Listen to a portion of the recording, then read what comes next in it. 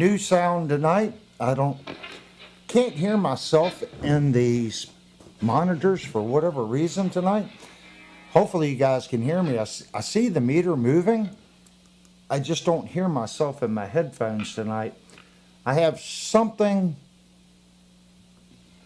set up wrong. Normally I can hear myself, but tonight I don't know what I have different. I spent about 10 minutes trying to figure out if it was my send, AUG send, or my return. I'm not quite understanding.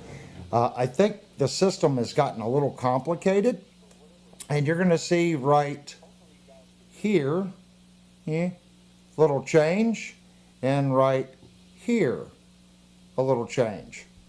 I went into OBS and I figured I'd start, tinkering with it. I just had plain white letters, figured I'd go in and start getting the back stuff, like what you see right here. Try to get this stuff to look a little better. Hopefully it does. We are on our way to 2,400 subscribers. So if you're new, please go down, hit the like button, and hit the subscribe button. We are trying to grow the channel. That's what all this is about. And it's always backwards in my screen, so I always point at the wrong spot. This channel is about product information, and it's not just me, it's the people that you see in the chat. A lot of the products we go over, the people in the chat have, whether it was from a review that the channel did and they went out and purchased it, or it was something they already have and said, hey, maybe you should look into reviewing this product. Steven says your voice isn't as clear, otherwise sounds okay. Yeah, I'm not really too sure what's going on with it's something with the return feed. I'm trying to turn up this one mic. Maybe that'll help the gain. I do have the two mics forward today. I don't know if that could be causing it. I do have both the mics facing the right direction. When I first picked this mic up, I did notice that I had the diaphragm pointing the wrong way. So by the DB switch, that's the front of the microphone. So I do have them both facing the right way. I'm looking at my channel strip, and the little lights are moving like they normally move. I'm not seeing anything different there. Maybe it's a gain issue. Not too sure. Hopefully that's a little better. I noticed the gain did go up just a little bit.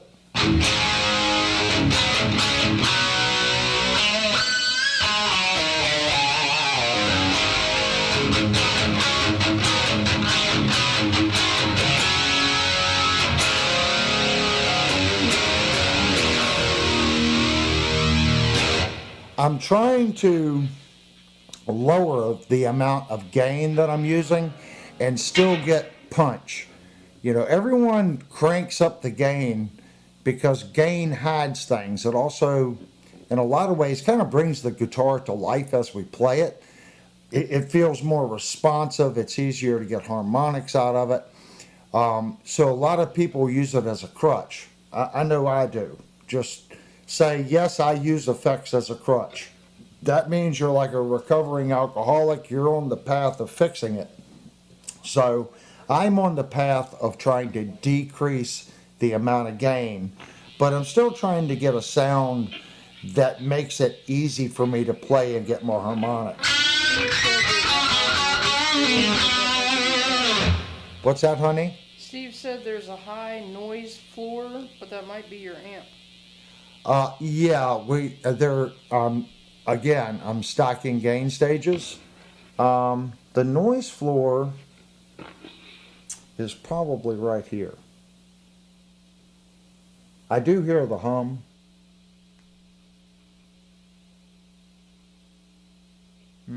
It's not in the channel strip. It's not in the mics. Let me see if it goes. It's that mic right there. It's that mic. This one. I'm gonna turn it off. Whatever's going on with channel 1's microphone, that is the one causing the issue.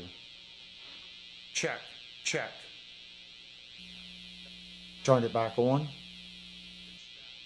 Turn it back off. So if this microphone here sounds okay, we'll just, wow, that one's really low, isn't it? All right, I'm punching this one up. Punching it up. There we go. How's that sound? I might have a bad cable, because as soon as I get in, listen, I'm going to engage the other microphone. Turning the other microphone off. I hear it. I don't know if you guys can hear that or not, so we'll just leave the bad one out.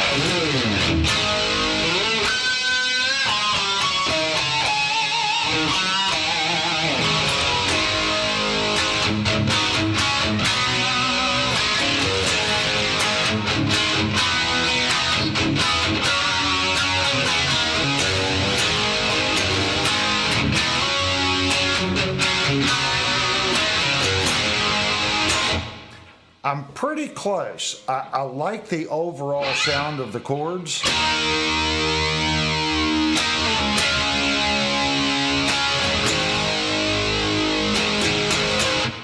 It's got drive. I feel it.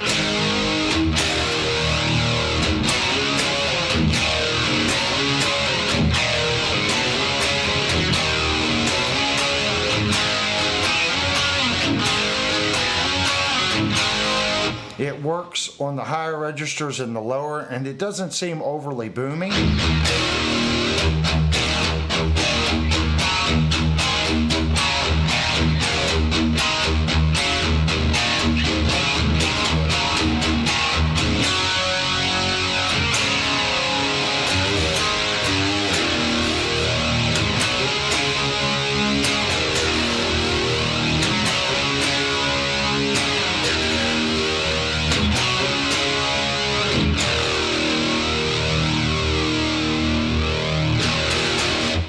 I don't know how much time you guys spend playing with your amplifier. Since I started YouTube, it's more than what it sounds like in the room, okay? When I first started, I was like, oh, it doesn't sound right, it doesn't sound right. Then I would go back and listen to the stream, and I'd be like, wow, that sounds really good.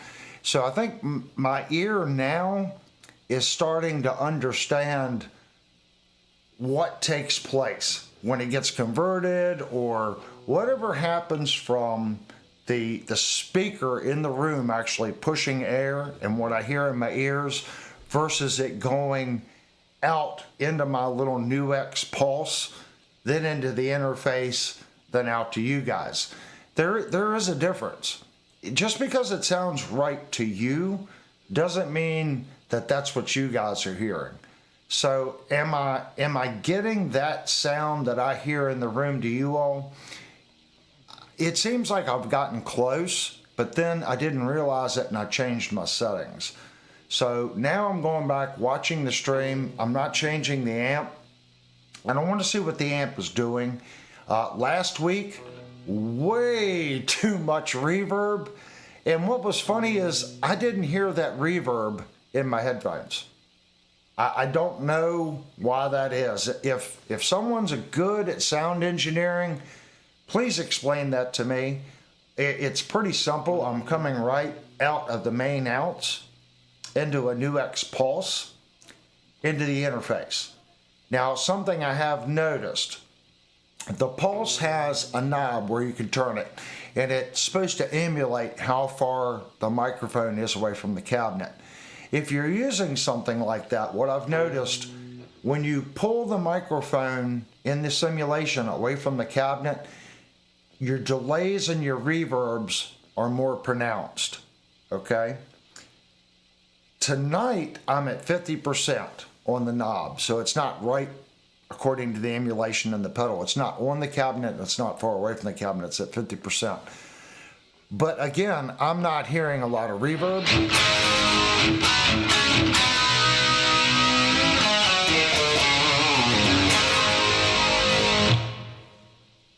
To me, that reverb sounds right. My problem is when I go back and listen to the stream, will it be right on what you all hear? So I did make some changes. I put another gain stage in it, but I decreased the second gain stage. So I'm using the first gain stage. Normally I just push the second. This time I decreased the second gain stage, and the Friedman now is doing most of the push.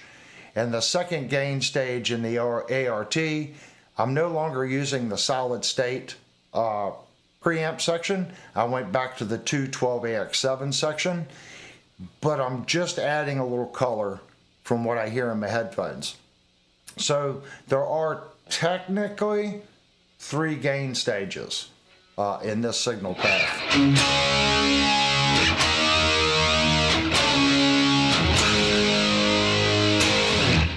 So I am, if you're a pedal guy, I guess you could say I'm stacking pedals.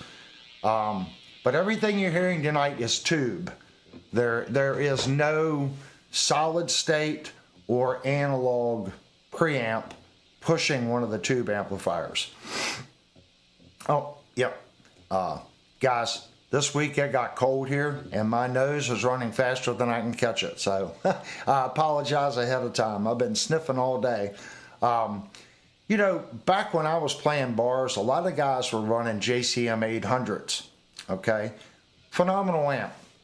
The ones that, well, I won't say they're phenomenal. If you've got a phenomenal one, don't sell it. If you've got a poopy one, you're 50% of the crowd. I will say the JCM 800, if you've got a good one, do not sell it.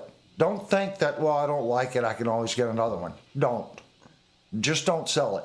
Those amplifiers are getting harder and harder to find, and if you have a good one, keep it.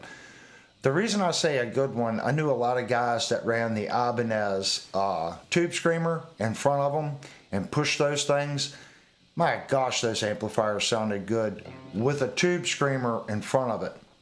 And they would always crow, oh, I'm tube, I'm tube, I'm tube. Well, actually, they're not. They were solid state on the front side with the solid state pedal, pushing that little bit of distortion into that Marshall head, and it just made them come to life. You took that tube screamer into that Marshall head and then put a BBE sonic maximizer or an aerial exciter behind it, and the freaking Marshalls were just killer. A lot of times, what you didn't realize on the Marshall, yes, they had a BBE sonic maximizer on it or an aerial exciter, one of the two, not both, one of the two, and they were punching the front side of it with a distortion pedal. That was the sound. Now, on the other side, on the effects loop, they may have had, you know, a lexicon, something like that. Most people at the time that I was playing with were running quad reverbs. If you were rich, you might have had something nicer, but the quad reverb 1 and 2 and the quad reverb GT is usually what you heard on the Marshalls. If you didn't, then it was mic'd and the sound guy was adding a little delay and some reverb in the mix in the background. Most sound guys like that better. Okay, they don't want you to load up your signal with a bunch of effects, because the sound guy's got to make you sound like you're in the same room as the bass player. So that means he's going to add effects to the guitar signal, to the bass signal, and the drums, and make it sound like everyone's in the same room. If you've got a guitar player that's playing a lot of delay and a lot of reverb, okay, he's going to sound like he's down in a cave, and the bass player has nothing. So the sound guy really wants a drier signal, something that he can put across like an overlay across everything and make the band sound like they're in the same room, or the same effects, especially timed effects. Timed effects need to punch at the same point. If the bass player's times effect isn't aligning to the guitar player or the vocals, it just starts bouncing all over the place, and that's what causes a lot of weird things going on. So keep that in mind if you're out playing. try to put your effects on your back end. It's much easier in the mix. See, there's no delay here. That's all reverb. Believe it or not, the only thing in the SGX tonight is a compressor, an expander, a reverb, a gate, and a 212AX7 preamp.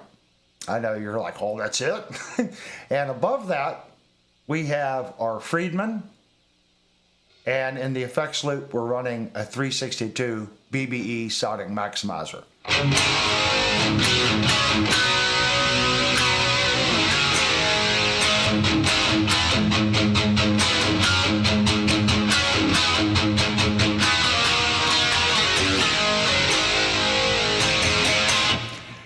It's more, I think this sound is more in your face because I've taken a lot of the effects out.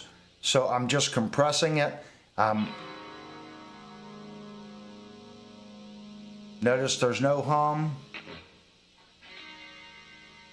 Now the gate's not on, because you can hear the strings vibrating. People go, oh, he's got a noise gate, that's why it's so quiet. I'm gonna let it die. This is how little of a gate that I have on it. Still ringing. Still ringing. Actually, I don't have enough gate on it. It hasn't come on yet. But that's how quiet it should be. Just me moving the guitar is turning the gate off. So I want to stress that if you've got a tube amp and it's just making a tremendous amount of noise, there is something going on with that amplifier. You should be able to get a lot of gain.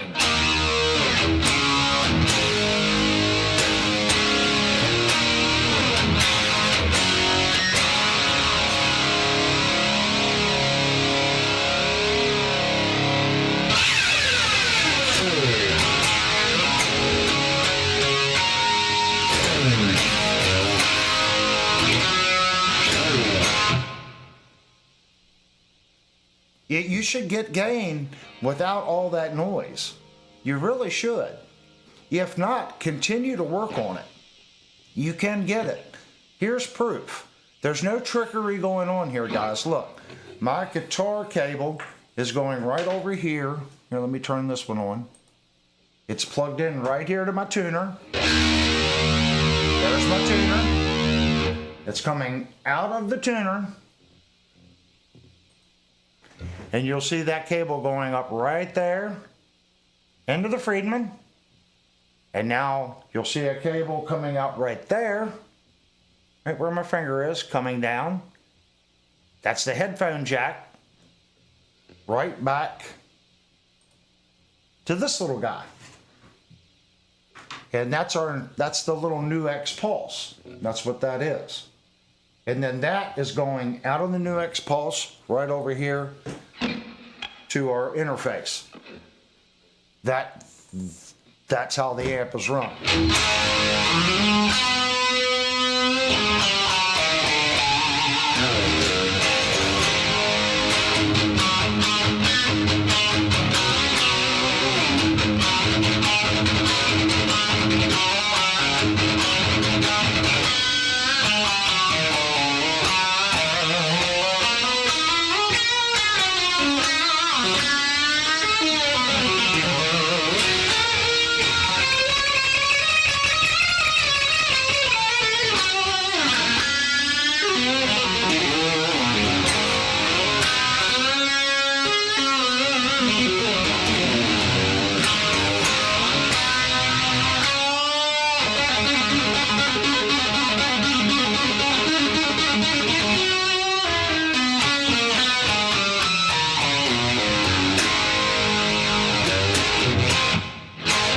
Now, something I've noticed when I'm doing stuff like this,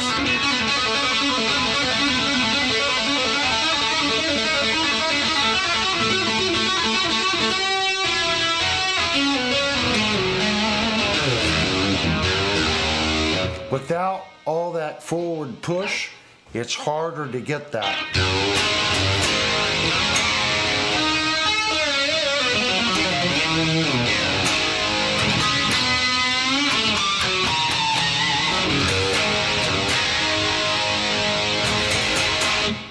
And that is the crutch that I've been using, trying to get that forward stage to really bring the guitar to life.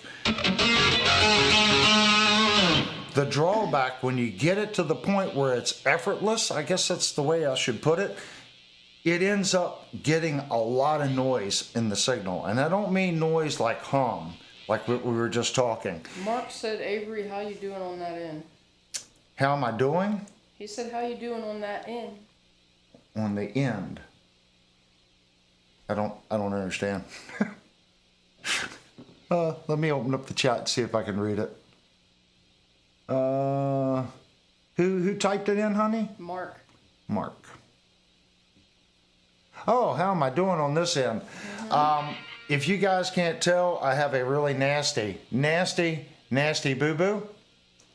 I'm not going to overinflate it. No, I did not almost lose my finger in a machine. This, believe it or not, you guys are going to laugh. I was taking the trash out, and there's a stone wall, and we had some cabinets sitting on the right-hand side of the case opening. So I'm carrying the trash can. La, la, la, la. Look where my knuckle is. La, la, la, la, la. And I noticed the cabinet is in the way. So I got to scoot over this way through the stone. And it was very heavy. The trash can was very full. It should have been dumped halfway, but it was filled to the top. And what's dummy do? This dummy runs the trash can with me holding it into that stone wall. And I literally took a huge chunk out of my finger. And it's about 3/16 of an inch deep. It just literally peeled the skin. I hit the corner of the stone, and the stone was it's sharp, from it being hit and shaped. And the way I hit it, it just literally peeled my finger open like a can opener. It is very sore, so if I misplay tonight, that's because when I bend this finger, oh my gosh, it's so sore. But, I'm a professional, and I'm going to play through.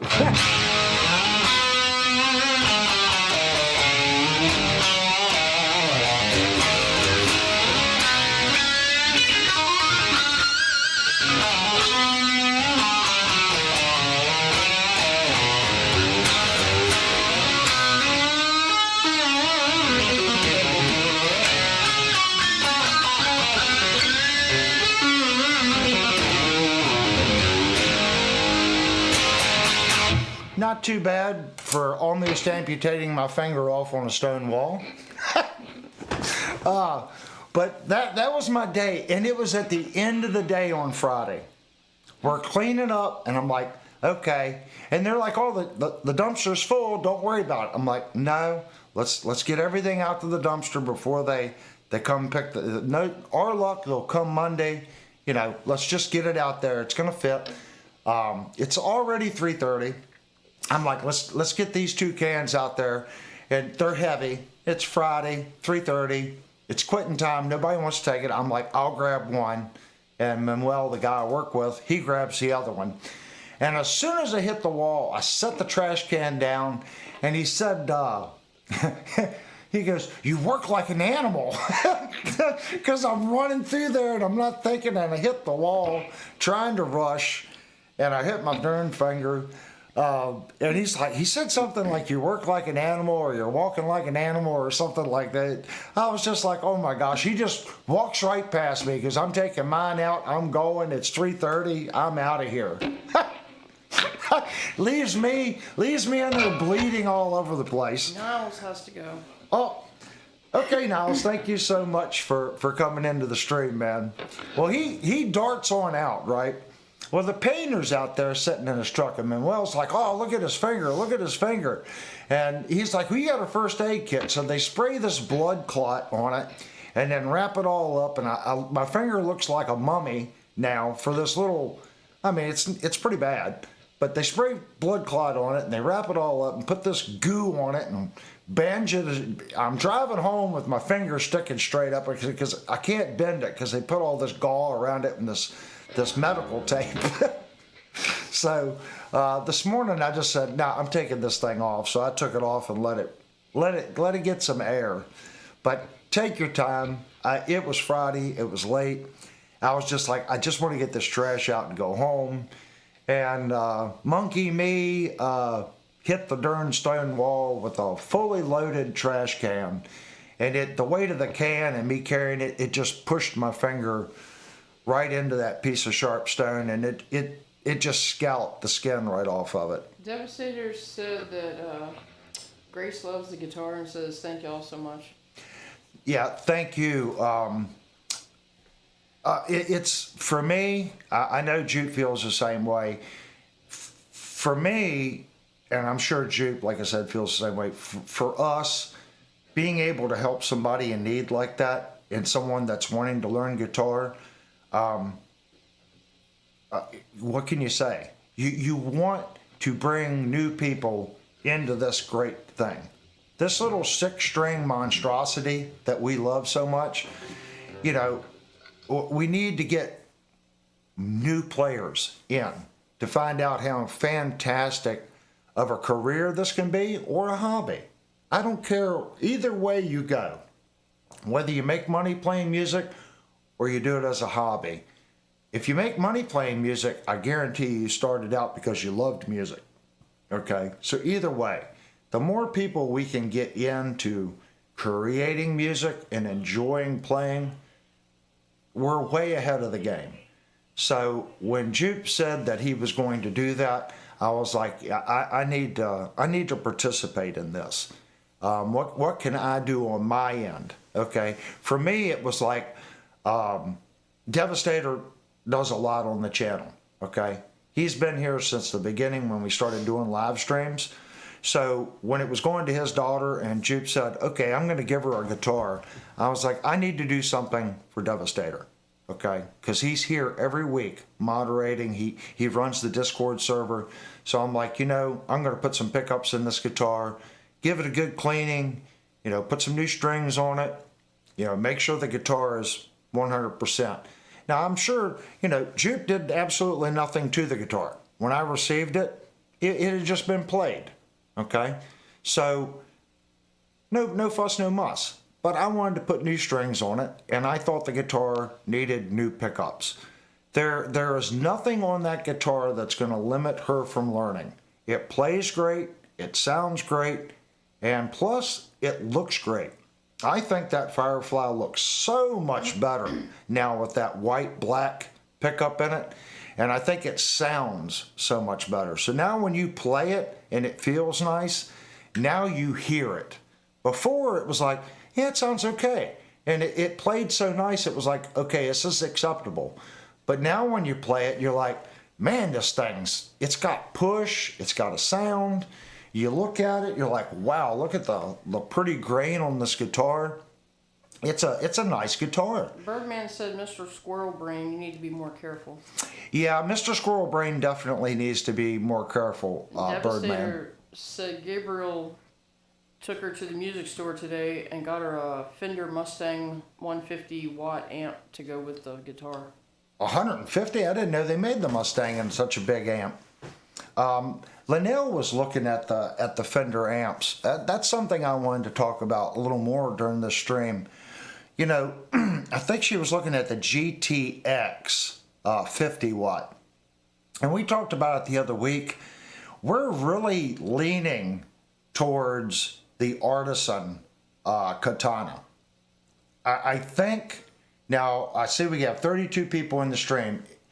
We're wanting $650 and under. We would like to be under 600 for a nice amplifier for Linnell. And something that is easy to use, okay? we would prefer knobs, something that she can go over and just change a couple knobs and would have some presets.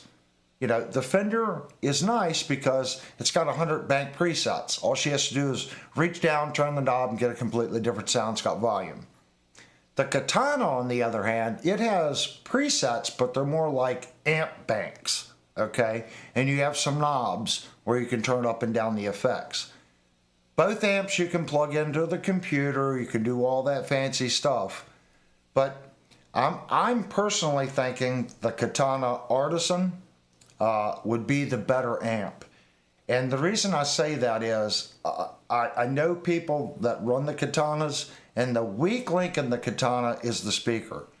So if you upgrade the speaker in that amplifier, they sound phenomenal. They already sound really good, but if you upgrade the speaker in it, they sound even better. Now here's the next key. I have a cabinet right there I'm pointing at that has two vintage Celestion V30s, and I have another cabinet right here that has 4 greenback Pentas, or they're Celestion Penta drivers, and the cabinet right here has 4 greenbacks in it. So we were also looking at just the head. Well, the head is only $30 cheaper than the whole combo. So at that point, it's kind of stupid not just to get the combo. You can unplug the speaker and it has a speaker out, and you can still run the combo amp to one of these cabinets. So she technically wouldn't have to even upgrade the speaker. She could technically just plug it into this V30 cabinet or this Penta cabinet. I'm using my greenback cabinet. That seems to be my favorite. But we have other cabinets. So that was me thinking. If someone has, Linnell needs a 100 watt Marshall. And my neighbors now are throwing popcorn out their windows going, no she doesn't. Jupe said, Avery, the Kramer banana is so awesome. Can't understand why you sold it. I bonded with it immediately. Yeah, let me say something, guys. This is a YouTube channel about reviewing guitars. I've had a lot of great guitars here. And if I kept every guitar that was great, there would be over 50 guitars in this house. There's already 30, at least 25 or 30 guitars in this house. I need to get rid of more. And my issue is when you review guitars, I hate to say it, 9 times, well, I'm not going to say, 8 times out of 10, believe it or not, most guitars are pretty good guitars. I mean, everyone says I'm really picky when I do my reviews. I'm picky because I'm trying to give you as much information as possible. I've only had a couple guitars on the channel that I would say, I wouldn't buy. And that's only because they were just bad guitars. Even some of them at the $250 price point, I pick out problems. At the end of the video, I'm like, it's still a good guitar for the price. So for me, yeah, the Kramer's awesome guitar. I know it's an awesome guitar. I have a Kramer Night Swan here. I freaking love that guitar. That guitar was bought as my Vandenberg replacement.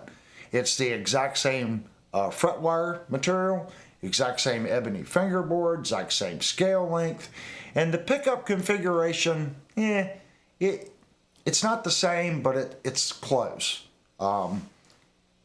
So I bought that guitar because I wanted to keep the hours off my Vandenberg.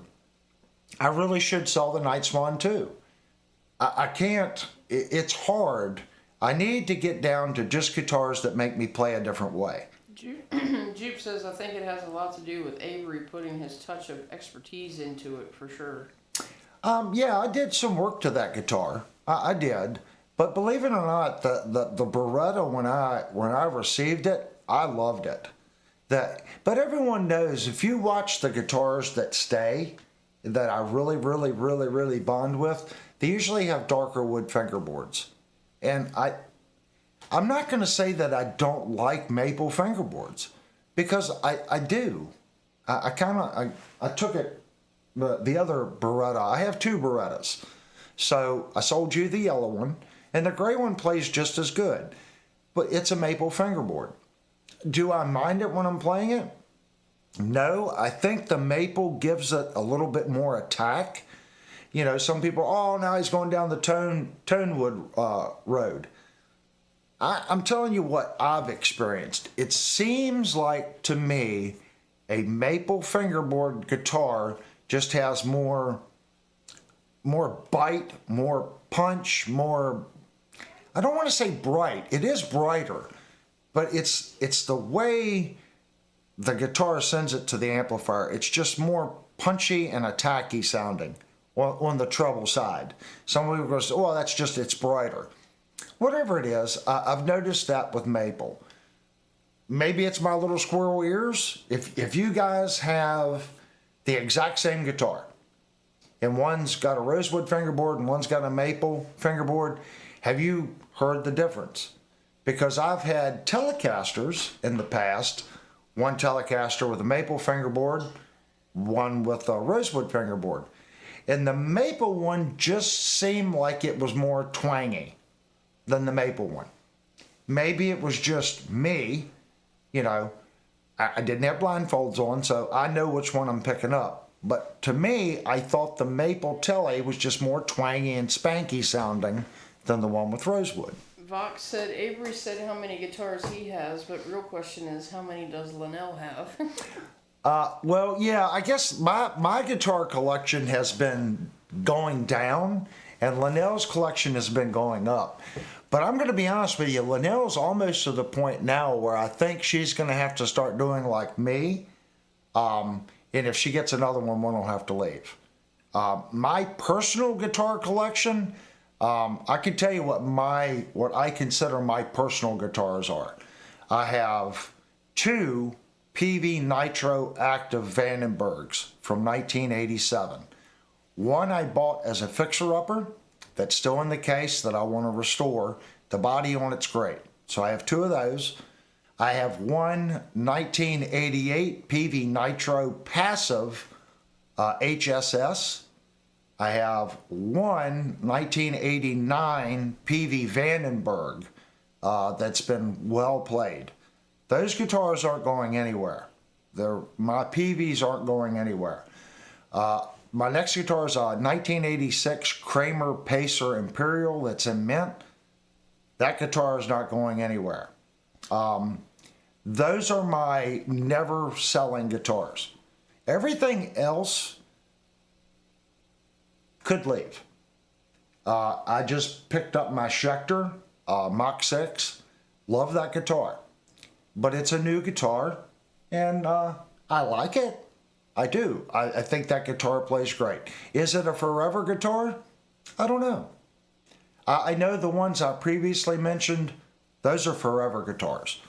They just are. There's something about the Nitros that PV made that are phenomenal. There's something about the Vandenberg that's phenomenal. There's something about that old Pacer Imperial that's phenomenal. Those guitars, when I play them, I feel at home with them, if that makes sense. Okay? When I grab the guitar, it feels familiar. The sound I get out of it sounds familiar. That doesn't mean that one of the 34 people that are watching right now would pick that guitar up and go, oh my gosh, this is the greatest thing since toast. Devastator said $5, Avery, right now. Now, Devastator, I have a guitar Devastator once, and it's not going anywhere because he's already said that he wants the guitar. I have a Japanese-made Ibanez RG. I don't remember what year it is. Devastator and I looked up the serial number and did all the research on it. We figured out what year it was about 3 or 4 months ago. So the guitar is still here. I want to do a restoration on it and a cleanup. And if you're still interested in it when I'm done restoring the guitar, you know, Devastator has first bid on that guitar. But it's not for me. That guitar was bought for content on the future channel, just like the red Nitro that I bought. Technically, that's not a guitar that I've ever played. I found that guitar on Marketplace, and I thought it was a 2-hour drive to go pick up this guitar. I must have did something wrong because it took me almost 5 hours to drive to pick up this guitar. The reason I did it is the PV Nitro Active. It had one pickup just a volume knob. The one that I played out is heavily modified. Okay, I've done a lot of work to that guitar. This guitar had never been modified. It was in its factory condition. The body was mint, and they're hard. When they come up, people want $1,200–$1,300 for them, for the active nitros. And I got it, I think it was close to $500, wasn't it? I think so. I paid a pretty penny for that guitar, and the reason it was so cheap was the neck on the guitar and the strings don't align, and the setup, the bridge, the guitar's got something going on with it. And when people would go to look at it, they were like, there's something going on with that guitar. I'm hoping that I can fix it. I did do some research, and PV did have a production run where the neck pockets were wrong. So I'm hoping that I just didn't buy one that had the bad neck pocket, because it has the Kahler 2700 killer bridge. And the 2700 bridge, you can actually move and change the spacing of the saddles. Yeah, Kahler. The 2700 killer, best bridge ever built. All the saddles are shifted to one end of the bridge. So I don't know if there's that much playroom in the neck pocket to readjust that to get the saddles to recenter. So I'm hoping it's not the one that was done with the bad neck pocket. If it is, it's no big deal. I have a great parts guitar. Or I can remachine the neck pocket. The drawback is remachining the neck pocket means it's going to be a lot of gap. So I might be able to pick up a different nitro body. Like I said, it's got a 2700 killer on it. It's hardly been used. So it's at least parts for the other three guitars that I have that do have the 2700 killer on. So it's not a major loss. It has a factory active pickup in it, the factory tuners. There's a lot of parts there that I could use on my other nitros. People are like, oh, you just paid $500 for a parts guitar. The bridge itself is worth $500. The neck, the necks on those PVs were awesome. So either way, I was not hurt, even if it turns out to be a parts guitar. Okay, so what guitars? I don't have near as many as you do. My other guitars, I have a Kramer Night Swan, and then I have a Fender FMT, which is a set neck Les Paul. Well, I call it Les Paul. It's Fender's Les Paul. It's a Fender Telecaster with a set neck. It's not bolted in, with two pearly gate Seymour Duncans in it. Phenomenal guitar. If you like the sound of a Les Paul and you just don't want to support Gibson, go buy a Fender FMT. There you go. Problem solved. I have one of those. I have the Schecter. What other guitars? I have the Yamaha Pacifica. What is that? M80 or M81? Right. I also have a Squier Custom Shop. That guitar is not going anywhere either. She just reminded me. Squier had a custom shop for about 2.5, 3 years. And I have a Squier Custom Shop M80. That's a set neck Stratocaster. Most people don't know Squier did have a custom shop. If you can find one, you can still get them reasonable. It had a Seymour Duncan designed pickup. The pickups are okay in it. If you want it to really sound good, I would change the pickups. Maybe try to pull the covers off and put those covers on the other pickups if you can. Or just leave it stock. That's the way I've left mine. My other isn't a guitar. I have another custom shop Squier. I have a 5-string jazz bass with factory EMGs. You got a Rev Star. Yep, and I have a Rev Star, a Yamaha Rev Star. And then of course I got one more Squier. I have the Squier Nashville Stratocaster. That's a keeper. Out of the ones, the Squier Nashville Telecaster is a keeper. My Squier M80 is a keeper. Of course, I can't sell my Christmas present. The Yamaha Pacifica was a Christmas present, so that's a keeper. So the Night Swan, it's a great guitar, but it'll probably be sold. Another guitar that I've been working on, I have a Firefly FFDC. If you probably watched the videos on it, got quite a few videos on that guitar. It has Dylan Talks tone pickups in it, CTS pots.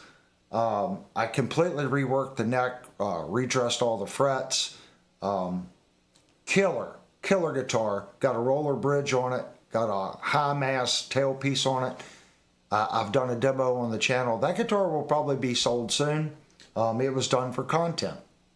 Over $500 in parts in that guitar. If you're thinking about buying a Gibson double cut, it's $2,600. Maybe you should reach out to me and buy something that's going to be $500, and I guarantee it'll play just as good or better than the Gibson.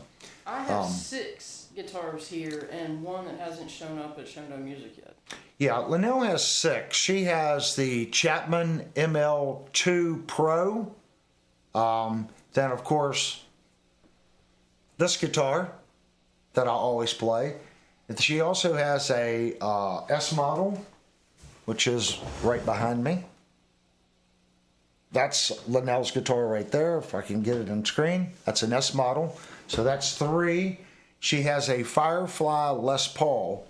Now, this particular Firefly has conventional frets on it, and I put the Epiphone pickups and electronics in it. It's a great playing guitar. It's the I guess charcoal burst, and then she has the Jackson dinky 24 fret neck through with the crackle finish. That's her latest guitar, and thanks to Searching for Tone, sending a guitar over for us to review and hot rod. She has put a Ibanez Steve Vai Jr., a Jim Jr. on order. And she ordered the exact same color, the bright pink one. So when it comes in, I'm sure we're going to have to do a little work to it. But she fell in love with that guitar. I would say the guitar she would probably get rid of next would probably be the Firefly. It's nothing against the Firefly. It would be a toss-up between the Firefly and the IYV. Oh, yeah, I forgot she's got an IYV, too. Now, guitars that are here, technically, just for the channel, all 3 IYVs technically were bought for the channel.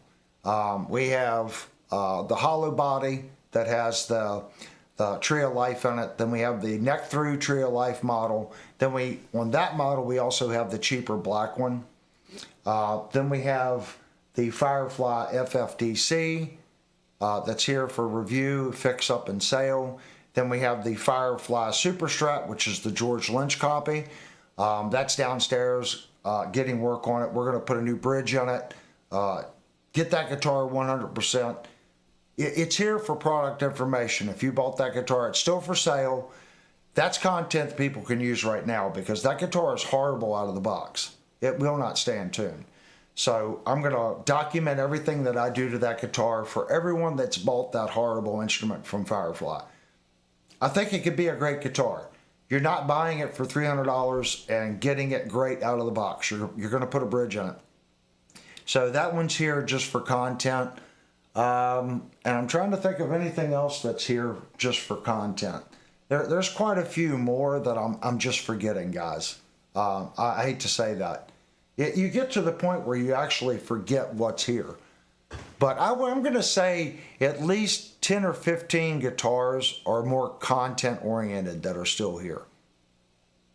So I know I'm not the only one here that has that many guitars. I don't know who I think Steve's got a few guitars. Devastator's got a few guitars. I know Kurt has a few guitars. Kurt comes in quite a bit. I think Kurt's got a pretty good selection. Nice little studio, keyboards, drums, bunch of different amps. Kurt's got a nice setup. I think a lot of people that watch this channel have setups like that. They're doing recording. They love music. They're doing a little bit of everything. I think that's why they come here, because this channel isn't pushing Ibanez or Jackson or IYV or Firefly or anything else. We just want to talk about what works and what you guys find that work. Searching for Tone says he doesn't have a lot of guitars. Oh, you will.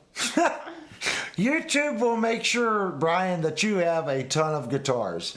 Either that or you have to give them away. It's really difficult. This channel's been actually pretty fortunate. Guitar Bob has 22. Steven has 30 and drums. BCG 5150 has 11. Vox says I've got 12 or 14. Haven't counted recently. Mark says I have 16. Oh my gosh. And then BCG says no, 13. That's what I mean. Sometimes we forget what we have. And I know that's bad to say, but I do it all the time. Searching for Tone said I think only 16. That's, believe it or not, guys, Brian, that's a lot of guitars. And then It really is. CD Nelson said 16 and counting, and Brian may need to look up the definition of a lot. Exactly. I just said that, CD Nelson. 16's a lot. I was playing out with 3 guitars. I had 2 PV Nitros. One was active, one was HSS, and I had my PV Vandenberg. And I played for years with those 3 guitars. It was all I needed. The active guitar give me the metal high-end push. The HSS give me all my, twangy sounds or jazzy sounds or bluesy sounds. Mikey says. And the Vandenberg did everything in between. Mikey says 5. Warheart Art says poor me, only 4. Johnny Bean says 50 plus. Jupe says I have 5. Penagore says too many. Oh, I think Johnny wins. Unless someone can beat 50 plus, I'm pretty sure Johnny's the winner of the 50 plus. I will say. Birdman said I'm up towards 50, I think. Oh my gosh. Between Johnny and Birdman, we could start a music store. I can't say anything. There was probably close to 50 here at one point. Johnny said he got a new one today. What'd you get today, Johnny? We were real close to 50 before I started selling out guitars. It got crazy here on the amount of guitars. Chirpy XC wants to know how many years have you been playing? I started playing when I was like 12, so I'm 50 something now. I don't do birthdays. I think I'm 54, something like that. 55, 53, 54, 50, somewhere in that ballpark.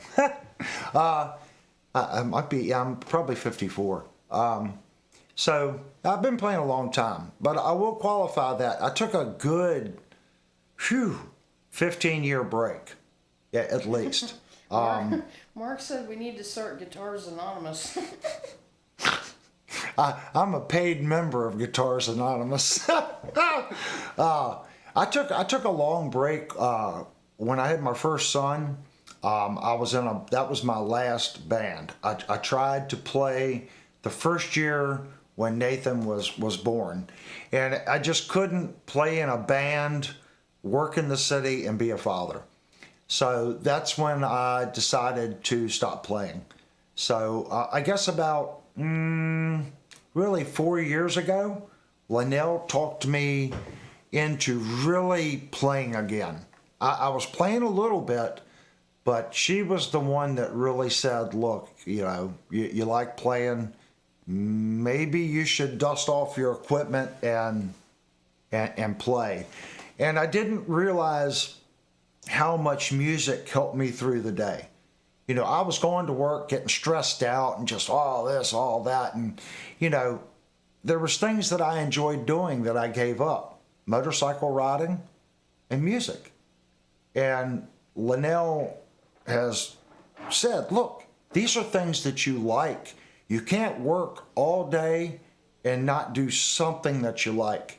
So the motorcycle riding and music has really been something that's helped me. And if you're familiar with the channel, I lost my mother, I think 2 years ago. So there was about a 6-year period where my mother and father lived with me because they got in really bad shape. They took care of me until I was 18. Take care of your mother and father. When they get in bad shape, don't put them in a nursing home. Don't do it. I moved my parents in with me. Was it hard? Yes, it was hard. It was hard. But now that they're gone, I'm so glad I did it. You know, was it hard when they passed? Yeah. It would be even harder if they passed and I looked back on it and said I put them in a nursing home. So life has a way of taking things we like, music, and putting them on the back burner. And Linnell just told me one day, she goes, look, you know, start playing, do something that you enjoy. And I was just doing work, working on guitars, going to work, working on guitars, going to work, working on the house, taking care of mom and dad. And that was my life. And I'd work on guitars and I got no enjoyment out of it because it was just a job, if that makes sense. That's what you got to be careful. If you enjoy music, it's hard to get to the point where you can do music, enjoy it, and it's a job. Because most of the time when it becomes a job, the life and the happiness, that gets sucked out of it. Thank the Lord, my life kind of, again, made a change. Because everyone knows I was a heavy drinker and a lot of drugs when I played music. I got out of that, thank the Lord. Changed my life, started working, made good money. And then my next change was, I'm up against something here. What am I going to do with my mother and father? So I made the decision to take care of my mother and father and make it happen. Now, I'm not saying it was easy. But now that all that's gone, I look at this because I really needed it. When mom and dad was here, Linnell said, you need to play because the stress level was up here. And if it wasn't for music, I probably would not have been able to survive. BCG says he couldn't find his mother for almost 5 months because his sister never told him that she was in assisted living. Yeah.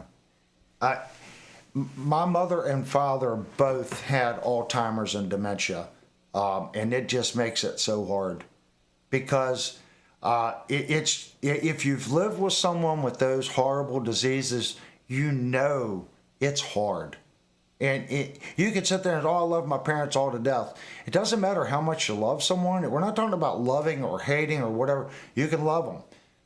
But dementia is really hard because they're not going to know you and you're going to have the exact same conversation every day, sometimes 5 times a day, for years. Every morning you have to get up and go over everything just like it the day before and the day before and the day before and the day before. And you have to watch them like a 2-year-old because they're adults. They'll get in their car and drive without a license. They won't know where they're at. They'll get up, burn down your house with the microwave or the stove. You cannot think that, it's my mother. She's fine in the kitchen. It's like having a 70-year-old 2-year-old. And ask me how I know. The police would come here. We have your mom's car impounded. She's not allowed to drive. And she would call Toyota. We would take the keys. She would call Toyota and have new keys made for the car. Yeah. And TV remotes. It was difficult. But all this is about music. Because at some point, I was so stressed out. She was just like, you need to have something to disconnect with. And that's what I used to get me through it was music. And it's great. And it brings me back at the beginning of the stream, Jupe sending me that guitar to send to Devastator's daughter. When the community can step up and say, I don't need the guitar, I'm going to buy another guitar, and instead of me selling this guitar, I'm just going to give it to somebody that wants to play. That's 100%. So if you haven't said thank you to Jupe, Jupe donated a very nice Firefly to Devastator's daughter to learn how to play guitar. He sent it to me. I put some pickups in it. That's what it's about. That's the community and friendship. Okay? Whether it's just a musician helping another musician, whatever you want to call it. I call it just awesome, for Jupe to do that. I was just happy to be part of it. So hopefully we've got another musician, to to wing and learn songs and be productive. And maybe that'll be something that'll bring her back. You know, if something in her life in the future is weighing her down, maybe she'll pick up that guitar in 20 years and go, this is my outlet. Because that's what I use it as. It's my outlet for stress. It makes me feel better. It's like a pet. We have 2 pets. Pets are great. They're members of the family. So you have to have things like that, guys. This is a real channel. You know, is this music content related? I think it is. I think this is something every musician that really loves music feels. I don't think I'm saying anything that's out of the ordinary, if that makes sense, guys. We all love music. C.D. Nelson. I just saw a great big line of screens. Like, wow, that's a big one. All right, guys. I think we've been on for about an hour. If you're not familiar with this stream, please go down and hit the like button and consider subscribing.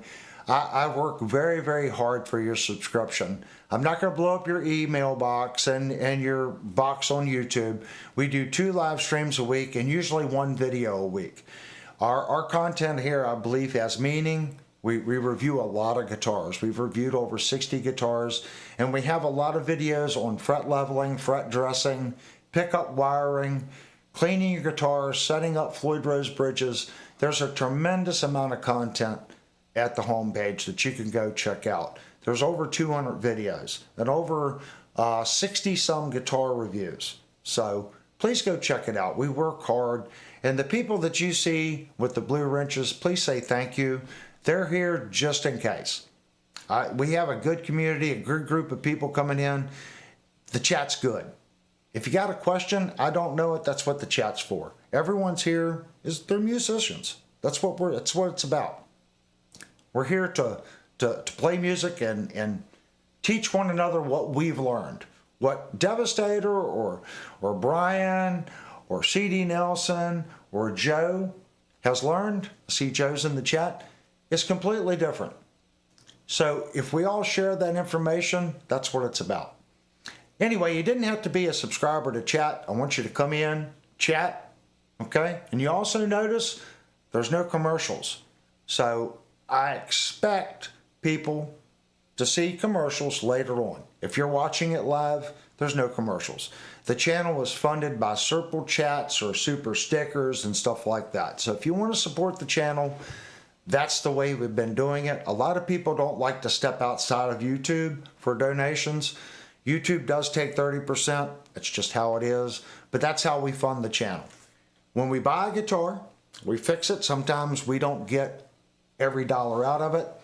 Super Chats fund that. Super Chats also fund, the difference. It also funds the guitar giveaways.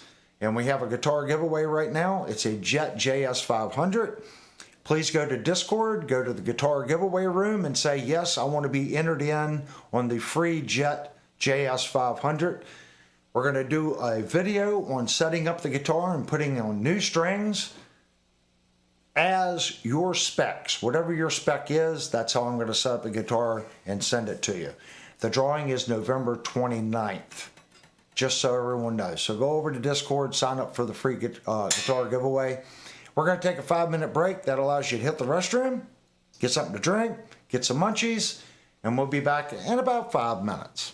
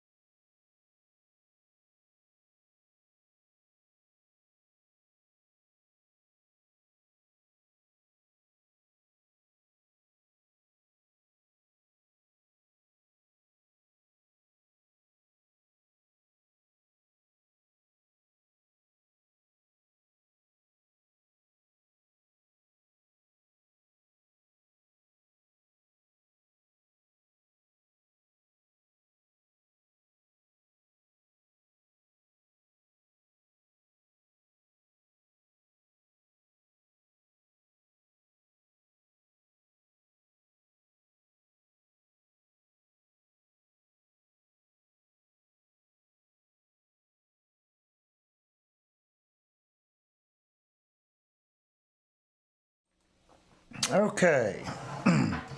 Let me show everyone. I know we lost quite a few people. We always lose people when we go to break. That's okay. They miss all the fun stuff. If you haven't seen the Jet guitar that we're giving away, I got it right here in the bag. I'm gonna get it out. One tremolo bar.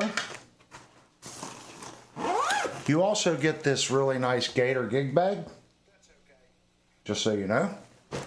So you're not just getting the guitar, you are getting a Gator gig bag as well. And here is the guitar. Set the gig bag over here. I am going to plug it in and tune it up.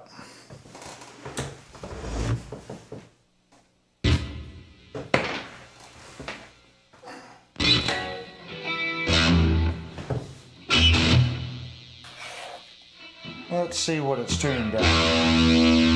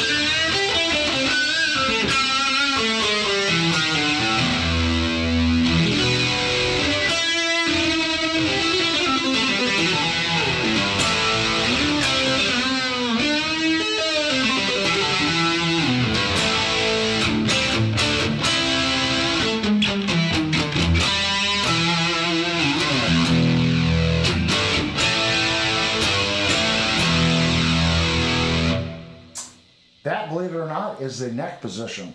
Let's go to our center position.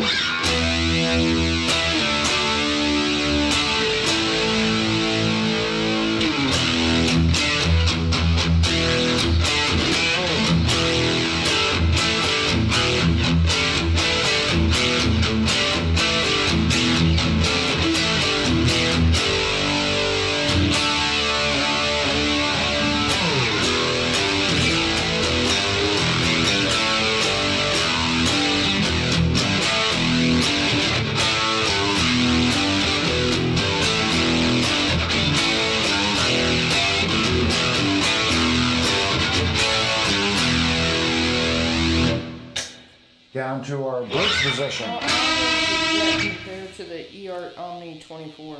What's that? How does the Jet compare to the eArt Omni 24? I haven't played the Omni 24, unless that the two eArts that we did one of the headless, and I believe we did a Strat eArt a long time ago. eArt makes nice guitars. They really do. Both the eArts that I played, I felt that the pickups on those two models were a little so-so. That was like 3 years ago though. So a lot of these companies have really done a lot to upgrade their pickups. eArt, just like Jet, actually has some really expensive models that you can buy. They do.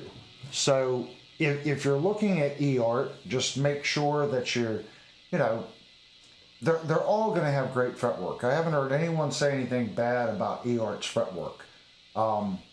You're at that point, you're upgrading electronics and finish. So right now on Amazon, they have one of the Strats. I think it's on sale for like $229.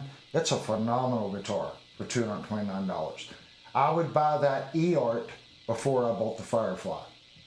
That's how I'm feeling on that case, if that makes sense. You get into the 350 range, you start getting into the Jets. I think the Jet is definitely worth it. I think the pickups, again, you can get a $200 Jet, then you can get a $350 Jet, then you can get a $550 Jet. And I think the major difference is going to be the pickups and the tuners. That's going to be the major difference in the guitars. they're all made to a price point, if that makes sense. If you have an Eort, you've got a solid guitar. It just depends on the pickups. You can buy a $200 or $250 Eort, put $100 in pickups in it, and have a great guitar. This guitar here, I don't think I would put pickups on it. This is the bridge. This guitar's mat price is $550. So at that price point, I think this guitar has great pickups on it at the $550 price point.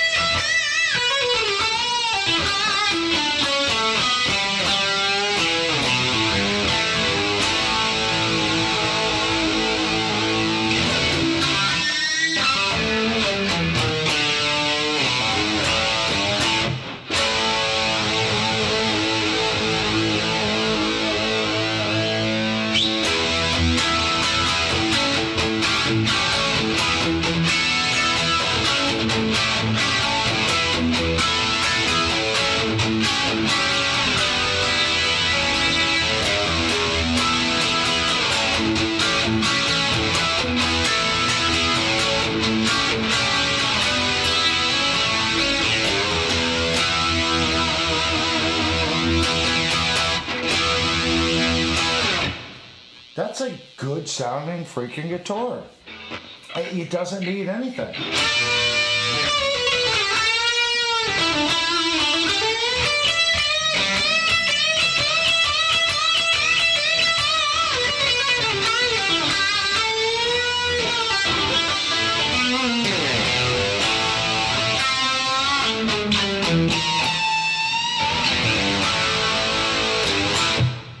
It's a good sounding guitar. If you roll the tone back a little bit on the bridge.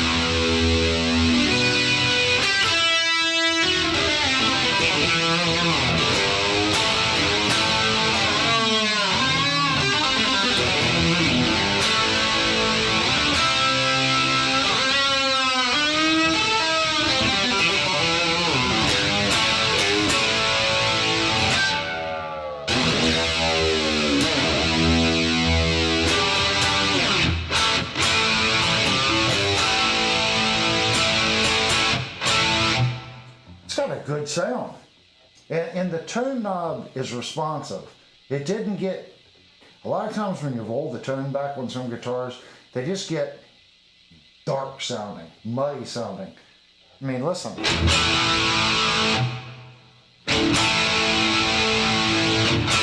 It still has nice bite.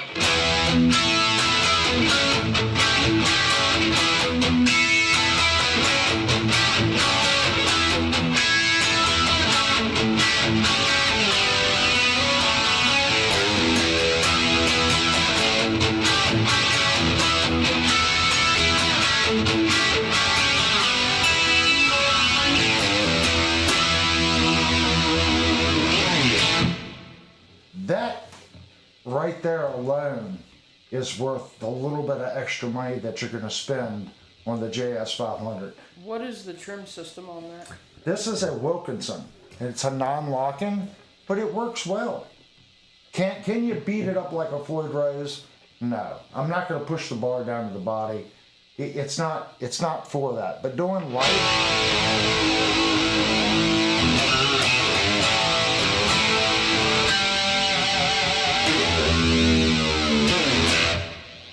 stuff like that, it's fine.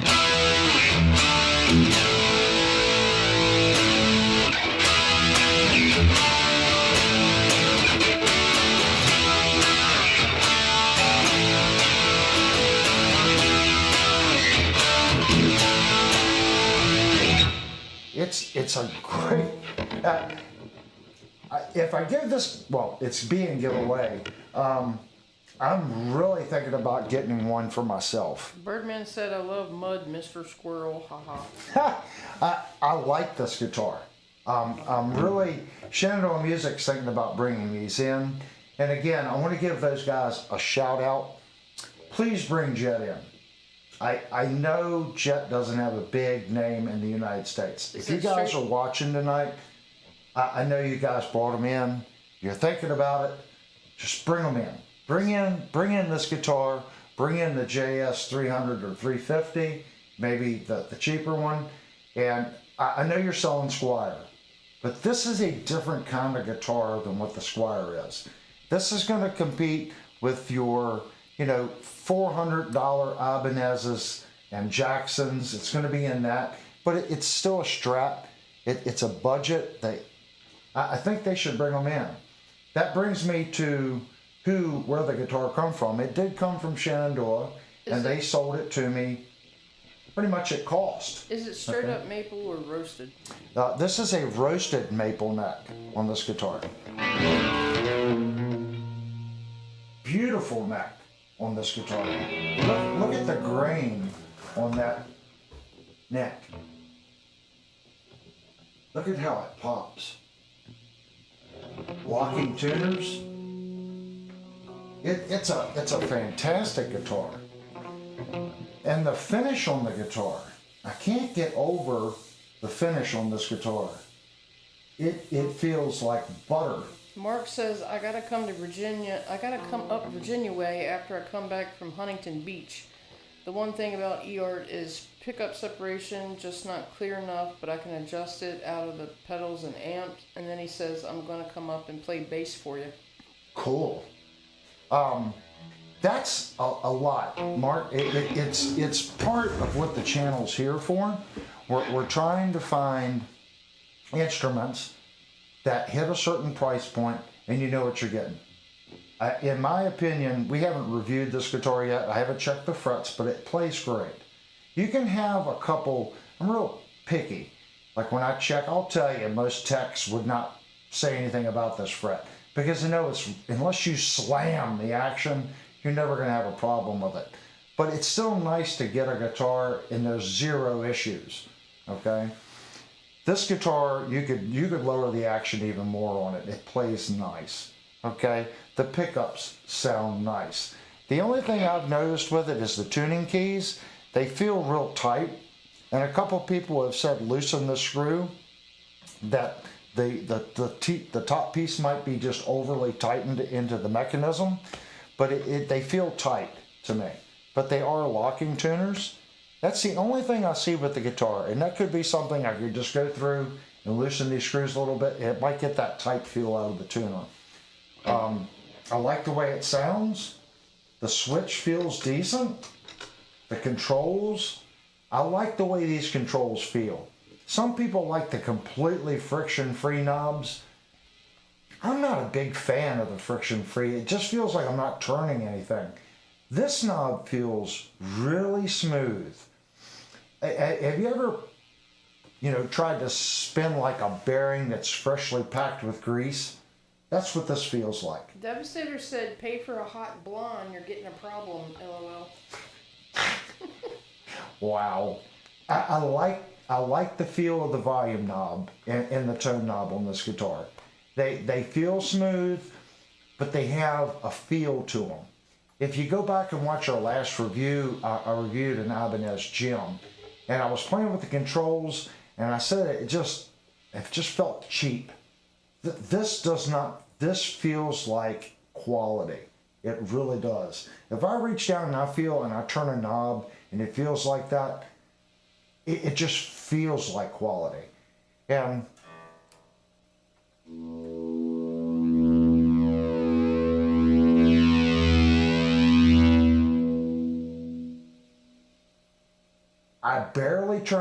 Watch. I'm barely going to turn the volume. Right there.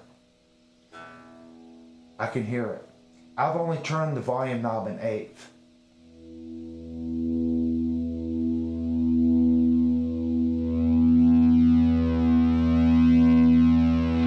Very even all the way up. It's not going, it's not going all the way down then deadening at the end.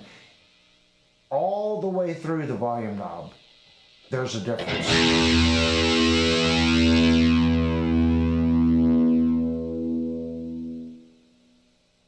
When you hear it cut off, that's basically right at the end of the potentiometer.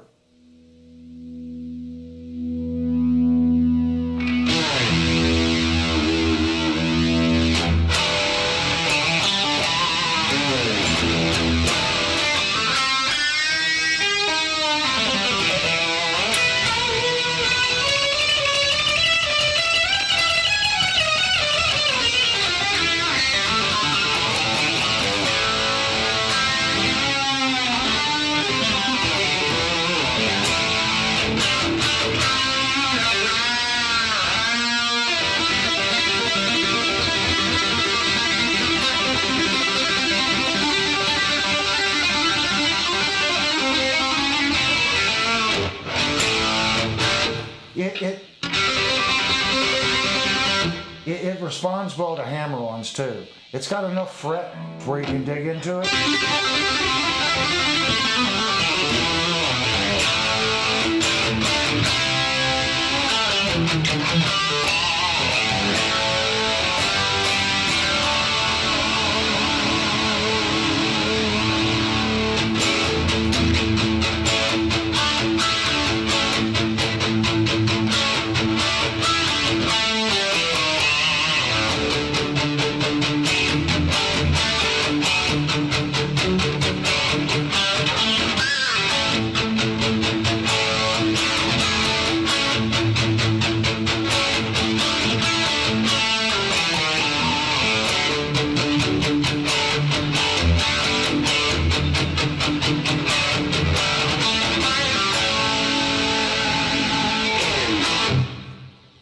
The guitar sounds nice, it plays nice. Like I said, after the giveaway, this company has impressed me with this guitar. I am most likely going to get a Jet. I really like this instrument. I like it because it does not have ball-in frets. If you're a ball-in fret fan, yeah, everyone likes something different. Warhart says, okay, quit selling it, I'll take it. I like this fret. It's kind of in between. They've done a side chamfer on this fret. Now it's still a basic fret dressing, but you can see the tang goes all the way out to the edge, and they filled that. I have no issues with those little tang lines. I don't have an issue with that. They filled it, and I don't feel them. I do not feel the edge of that fret cutting me. Okay, but they've side chamfered it. It feels nice. The frets on this guitar are equivalent. I'm going to say anything $1,500 and $700 or $1,500 guitar. That's what these frets feel like. They've done a heck of a job with these frets. And like I said, I'm not having problems with the strings hanging up on the frets. The ball-in fret's bad for that. It's a great guitar. I love it. I wouldn't change anything on it. If I bought this guitar to play, I would just play it. I haven't worked on the nut or anything. Is it perfect? I won't say it's perfect. I could probably go in here and clean this nut just a little bit. Okay? And put a little bit of my nut grease in there, and I could probably just wail all over the place with this bridge. I have done nothing to it. This nut is dry. There's nothing in it. It's stock. If I went in and cleaned this nut up and really gave it the precise cleaning and put just a little bit of lube in here, the dry lube, I guarantee you could put this bar down on the guitar. But in the stock form, it works nice. Could you clean up the frets a little more? You can do anything you want. But in its stock form, this is well done for a $550 guitar. Like I said, I wouldn't do anything to it. If I was going to put strings on it, and it was here maybe 6 or 7 months, I might be bored one day, take the strings off of it, and give it a little bit of a fret dressing, but it doesn't need it. If I put my fret dressing on this guitar and I blindfolded me, I wouldn't be able to tell this guitar over a $1,600 Jackson. The only difference is I can feel the nibs, and that's only because it's a basic fret dressing. That $1,500 Jackson on the wall, the frets are exactly like this one. It feels exactly the same. They just nailed it with this guitar.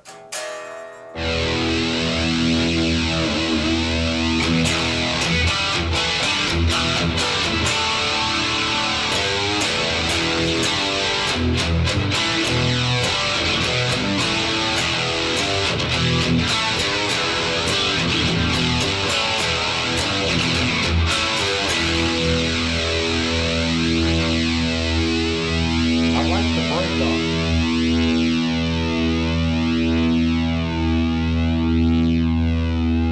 Good sustain.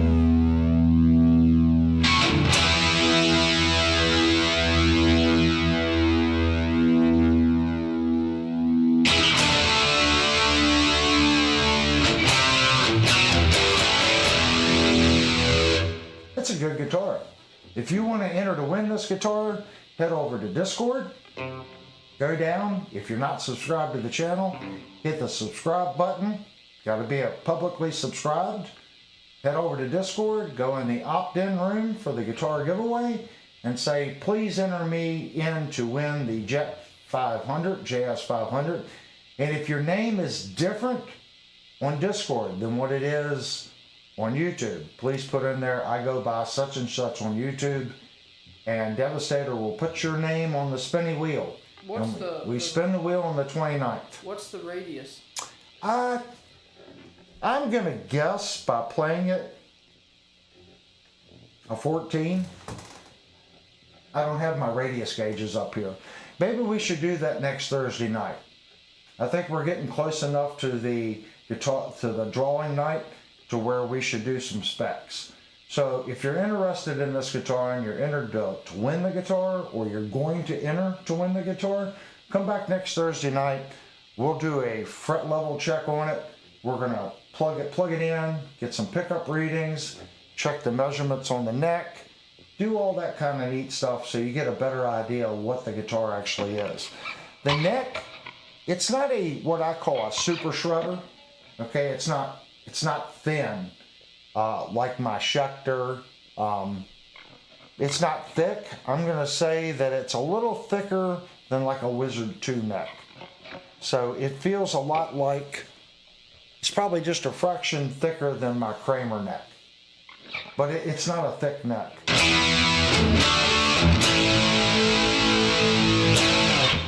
Feels nice. Is that an arch top? It is a slab top. It's completely flat, and it looks like it's got about a 1/16 of an inch round over. It does have an arm carve. It's got a belly carve, and it's got a really nice cutout right here. This cover here is on top of the body, so they saved a little bit of money by mounting it on top. This one's set in. But it's nicely done. It's a nicely done guitar. I love the dark finish, and I really love the way the neck looks. It's got a beautiful fingerboard on it. I really like it. It's dark. It's got a nice dark roasted neck on it, and it feels very consistent. It's a well-crafted guitar. If at $550, now let me put it this way: the gem that I just reviewed and the one that we just ordered, this guitar is far superior. to the Gem. It's superior by the way it plays, the way it sounds, and the overall feel of the guitar. It just feels more quality. There's been more time spent on this guitar. The Gem neck is thinner, and it does have a locking bridge. So, and you also have another pickup right here. So you're going to get more sound options out of the Gem. If you know the channel, you know I like the Quantum pickups. If I had to pick between these and the Quantums, I really don't have a preference. They both the Quantum pickups and these pickups sound fine to me.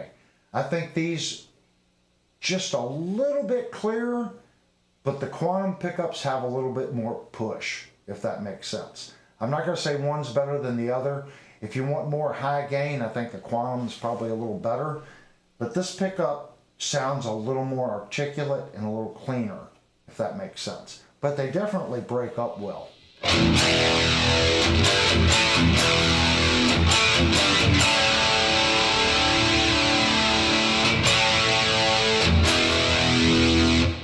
That's a good sound.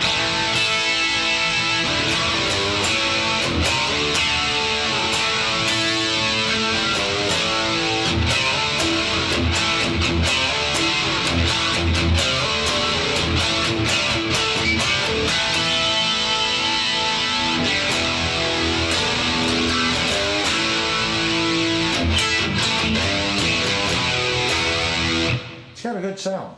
So do you like the Jet over the RGA though? I'm going to say they're about equal. There's nothing the RGA is doing for me that I can't get out of this one. So if I was going out to play right now, I would probably take the RGA. And the only reason I'm going to take the RGA out over this one, I have more playing time on the RGA than this one. And that's nothing against tuning stability or anything else. It's just I am more familiar with that guitar. But as far as not being able to do something on that one versus this one, I'd say the feel of the frets on this guitar are better than the RGA. Because the RGA is made at a price point, it's an Ibanez, so the fret, okay, isn't as well done as this fret, if that makes sense out of the box. This is a higher polished fret, it's a smoother feeling fret than the RGA. Yes, hon? Mark says he's sitting here with the Omni 24. They're similar. He said, Skype me and I will show you. We've went past the Skype thing. We used to use Skype all the time. Since they did away with Skype and now it's all Microsoft Teams, we've went over to Discord. So please go to the Discord. Any pictures that you want, post on the Discord, and then we can look at them actually right now on the stream through Discord.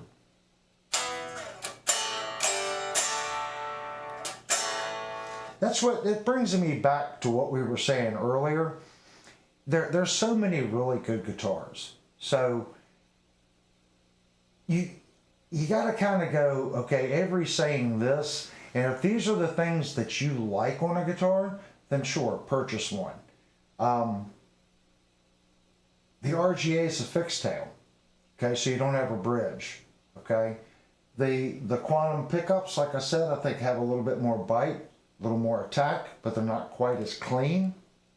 I think they're both great guitars. I don't have a preference one over the other. I know I like this guitar. Okay? This guitar, when you buy it, it's going to be $550. The RGA is $475. Sometimes $450, depending on the model that you get.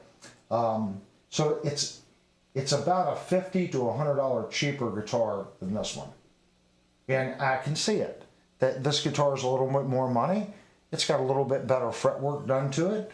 And I think the overall finish on the guitar is better than the Ibanez, if that makes sense. The Ibanez is not perfect. There's little tiny blemishes on the RGA, on the binding, but it's nothing major. It's a well-crafted guitar at $450. It is. This guitar here, again, the finish on this guitar is just unbelievably nice. It really is. I think the finish and the fretwork just makes this an incredible value. And you can buy it and not necessarily have to put pickups on it. And I know everyone has a favorite pickup. If you want to buy this guitar, you know, at $550, I think you could probably pick them up for $500. Just, you know, ask for 10% off. I think you can get 10% off. You get this guitar for $500 and you want to put, you know, $200 worth of pickups in it. Put your favorite Seymours in it or Fluence, something like that, and then make it your own. You still only got $700 in it. That's a pretty good buy, especially with the fretwork that this guitar has stock. Yeah, I mean, you're not going to buy a $700 guitar with Fluences that has a finish like this and the fretwork done like this. You're just not. It's a nice guitar. It's so nice, like I said, I want to get one to have for myself. They have a couple different models. They have one like this that has the Wilkinson locking bridge with a single coil right here with a humbucker. That one's a little more money, but I think that might be the one that I order. I'm not sure yet. I know I like this one, so I might just order another one like this. Okay, guys, I'm going to put this one up, and I'll be right back, and we'll move on to the next topic, because my two guitar stands are filled.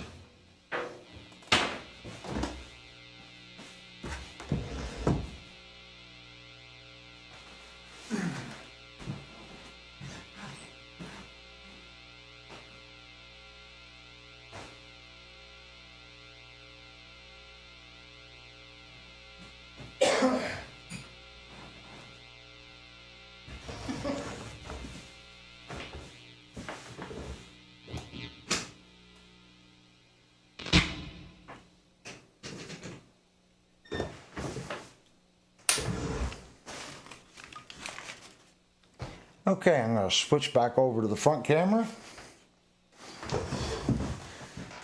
So I'm going to ask Linnell if there's anything new in the chat that we need to go over. No. Nothing new? Me? All right, I'm going to go to Discord. And I want to double check Discord, make sure there's no new info on questions and topics. We have none. Imagine that. This is the first week where it's completely open. And I'm checking to see if we have picks yet on Discord for the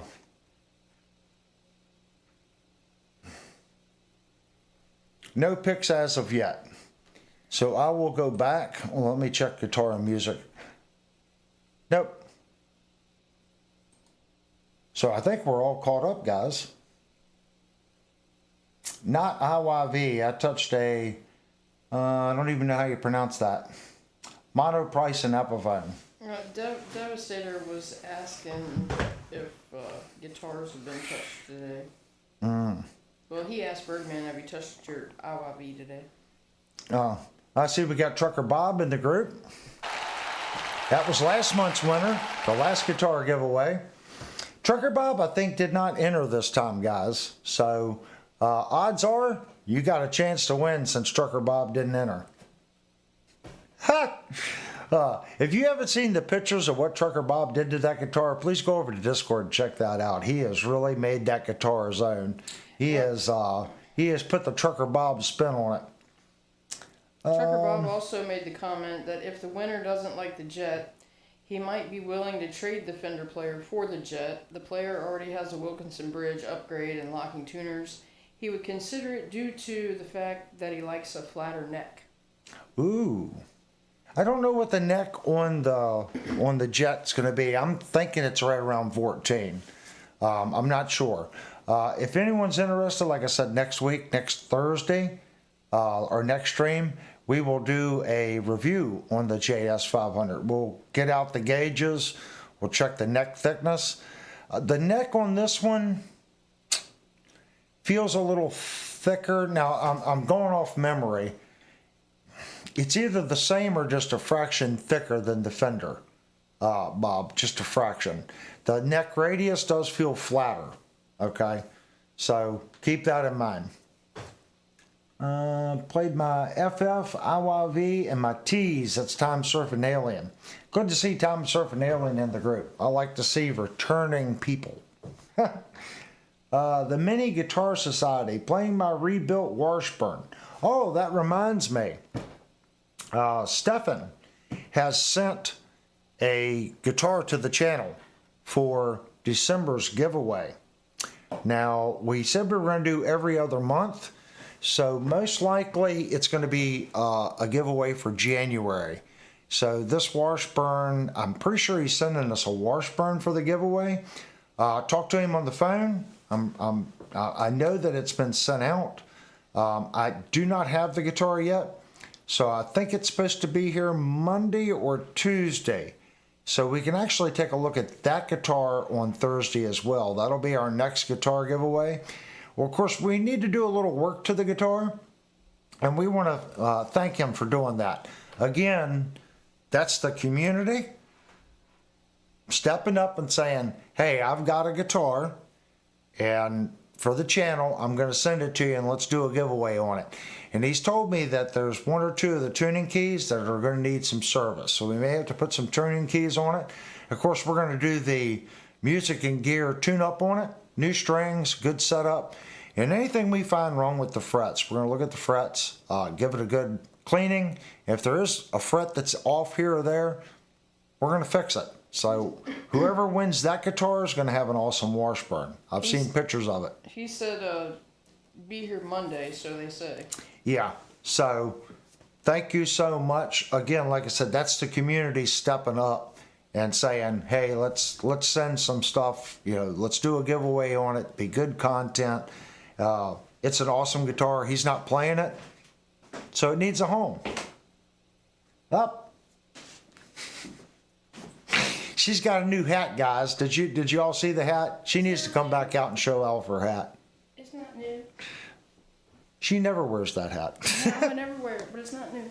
It's not new, but she's now wearing a hat. Every time I look at her, I'm like, what? Where are we at time-wise? 9:52. 9:52. Guys, I think this tonight might be a 2-night break. I'm thinking so. I need to get something to drink. Again, if you're not familiar with the channel, you don't have to be a subscriber to chat. I want you to chat, come in, hang out with the group, participate. If I say something that you disagree with, or if you've got a different opinion, whichever way your chat is, put it in the chat. I'm one person, okay? If everyone liked the same thing, there'd be one kind of guitar on the market. That's why there's different scale lengths, there's different radiuses, there's different pickups, there's different bridges, there's different tuners, there's different woods, there's different fret material. You name it, it can be different. Trucker Bob says, I ordered a BBE Maxi, Avery. It's not the big version like yours, but it's a rack mount. Oh, okay. I don't know which one the Maxi is. Mine's a 362.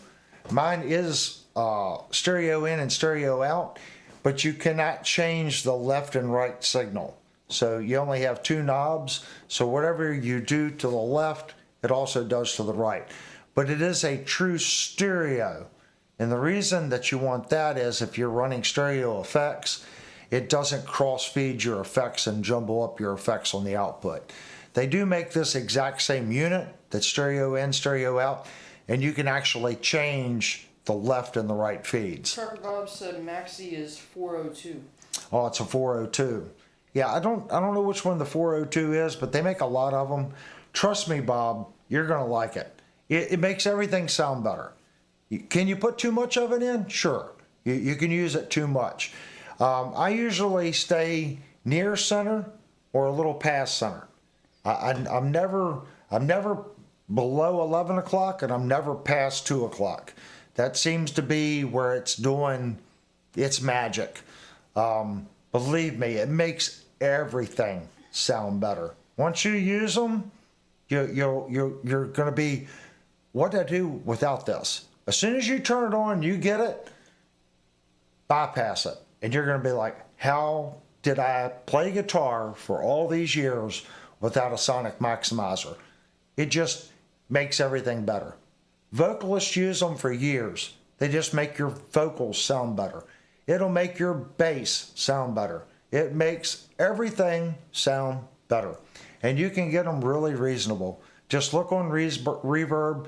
Take your time. Don't get one that's fair. Find one that's, like new or mint or great condition. You're not going to pay that much more for it. You really aren't. This one, they just don't break. This one here is old.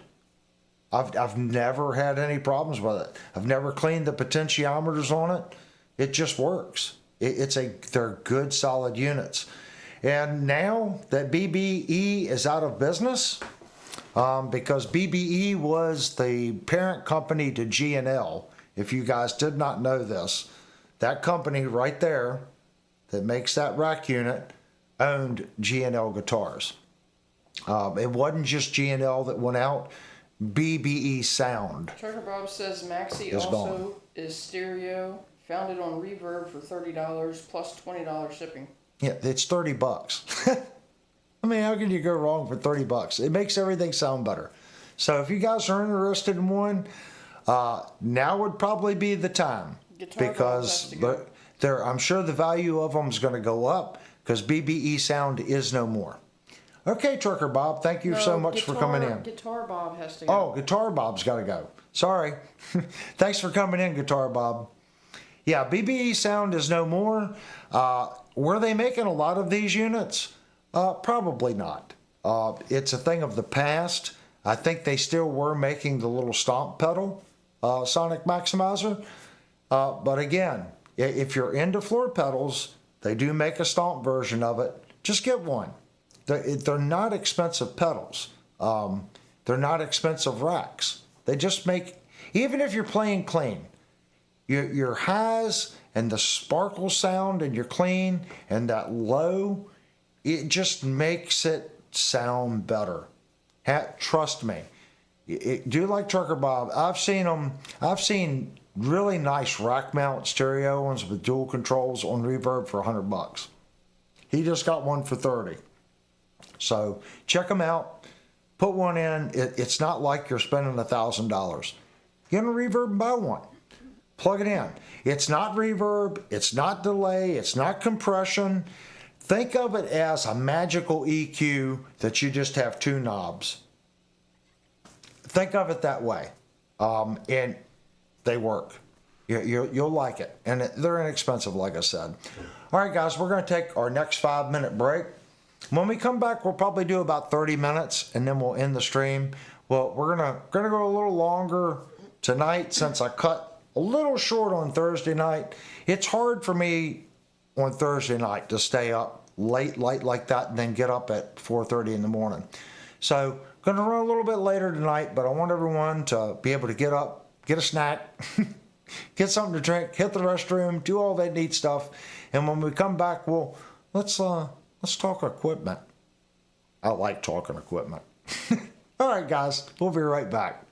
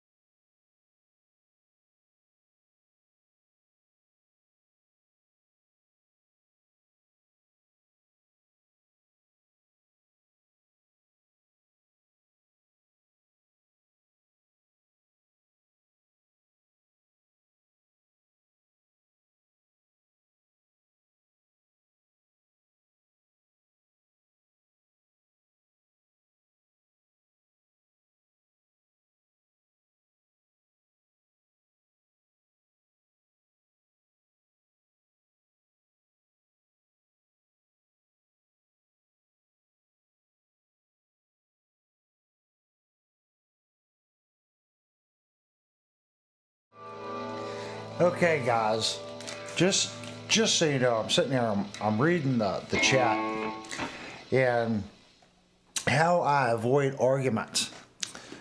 When I grab Linnell's new guitar off the wall, I say, "Can I play your Jackson?"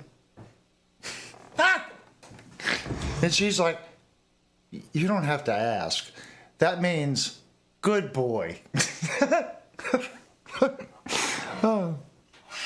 I know my place. If you pick up her guitar, especially her new baby, ask. She said you don't have to ask.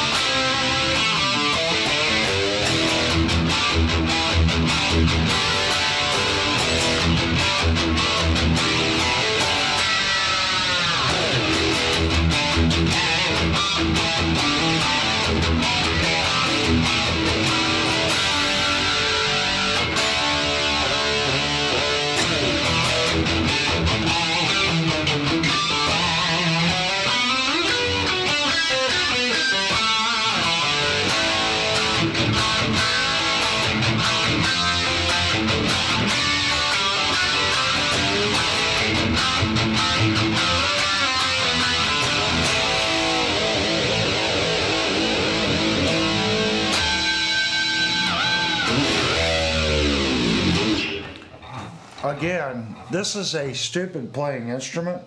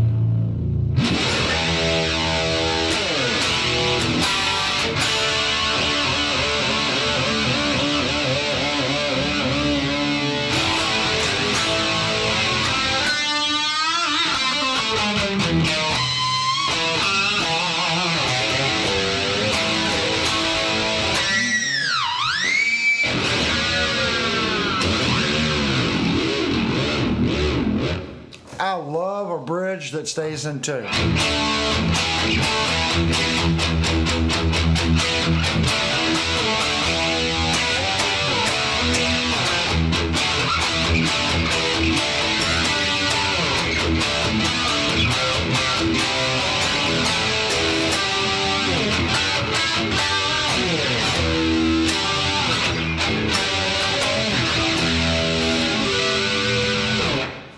This guitar, she picks some winners, man. Neck through. If you guys aren't familiar, this is Linnell's latest guitar. It's a player.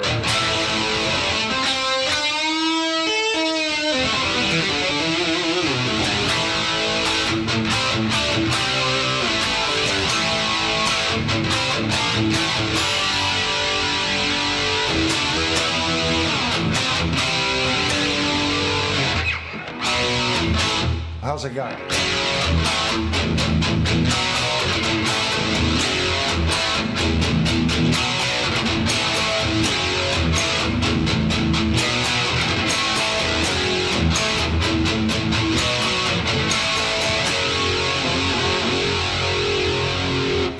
It sounds so good because it has my favorite pickups on it. Birdman says, Avery, let's have a comparison jam between this one and the Schecter. They're two completely, I'm going to be honest with you, the Schecter and this play completely different. This guitar has a harder feel. When I grab the tremolo, it's firmer. The strings are a little firmer. The neck and the way the frets are set up on this guitar, it's not as slinky as the Schecter. Okay? The feel, the neck, everything about it is completely different than the Schecter. And I'm not saying that's a bad thing. It's just, it feels completely different. Like the Schecter neck has a more glass feel, and it's not the frets. These frets are highly polished. It just...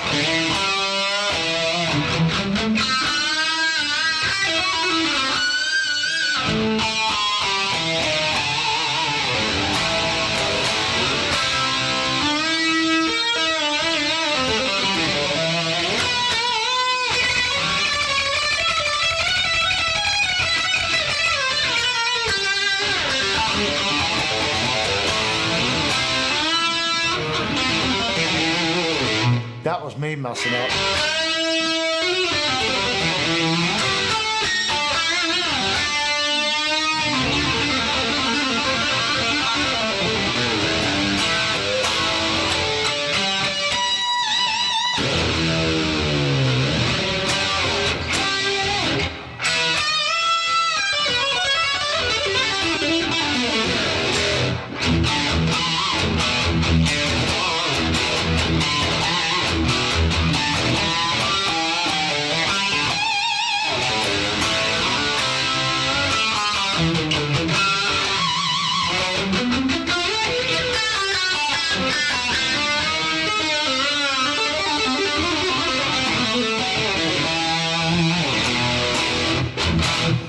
Completely different feel.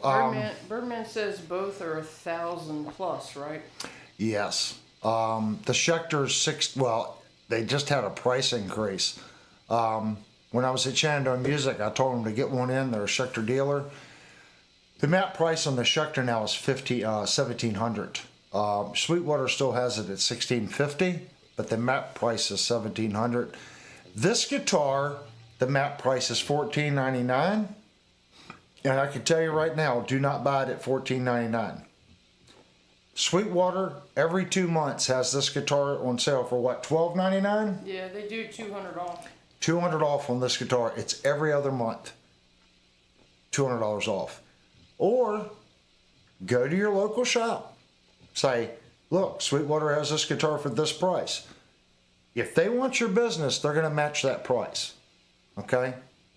They will. They're going to match the price. You know, we got this one. They ordered it at Shenandoah Music for us. They worked with us on the price.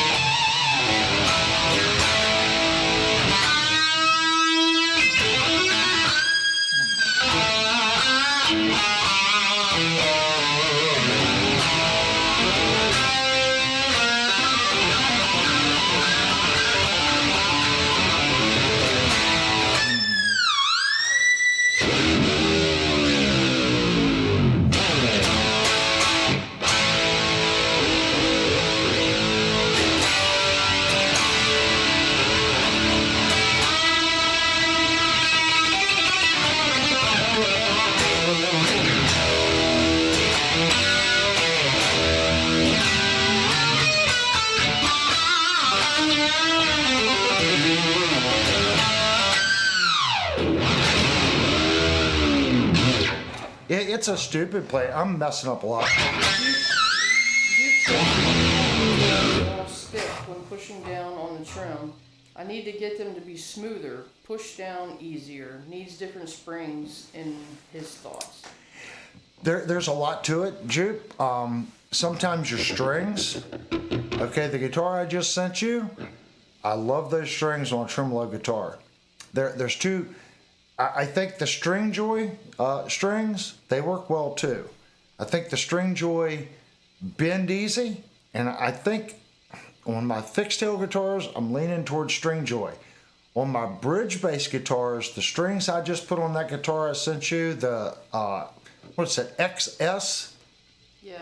I think it's the D'Addario XS. Yes, they're a little more money, but they have a nice slinky feel, and they work well with tremolos.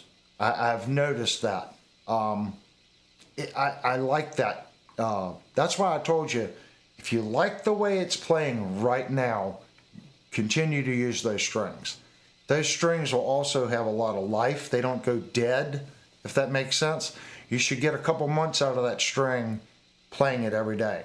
You really should. They shouldn't go dead like some of your, I think you sent me some, what you sent me, the Super Slinkies. Yeah, I like Super Slinkies. I just feel the strings go dead after 2.5, 3 months. And a lot of times if you sweat, the Super Slinkies will turn really quick. They'll get a brown. It really messes with the finish. Well, he said he thinks different springs. Yeah, the springs make 100% of the difference. I know you just sent me the Schecter back. I need to ask you, was it too stiff, too soft? Because that has different springs in it, and it should have felt a little softer than your Carvin. If not, we can change the spring rate and make it a little softer. But keep in mind, it's the rate, because the spring still has to hold the tension of the string.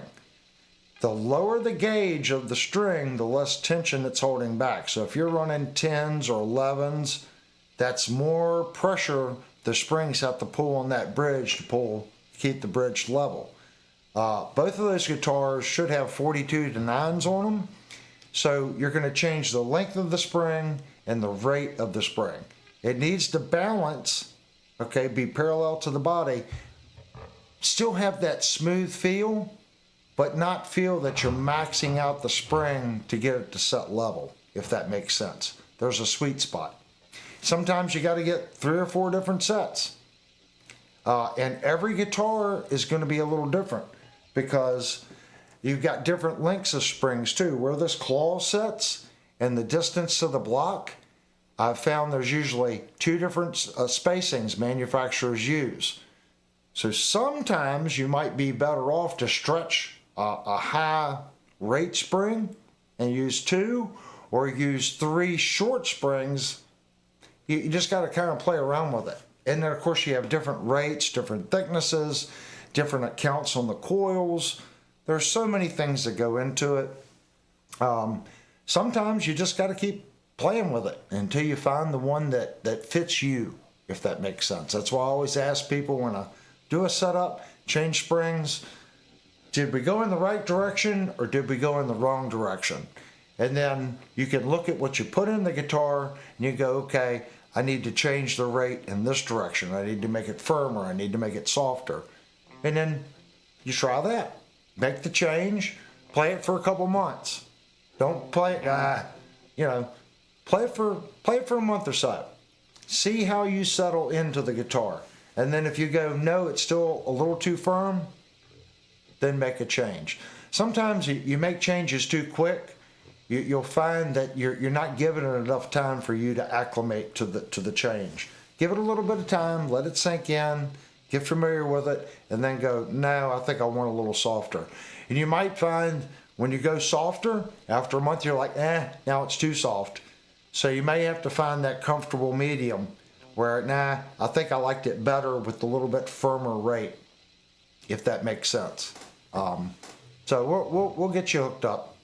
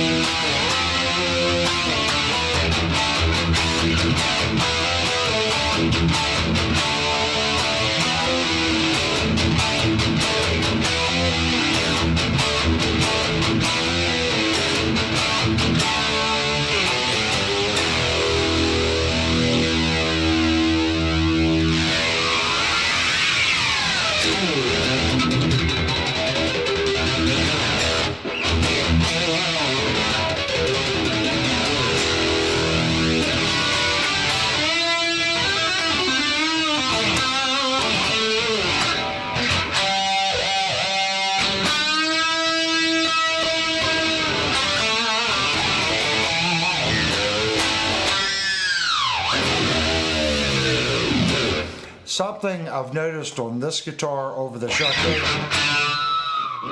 it's easier. That's a hard harmonic.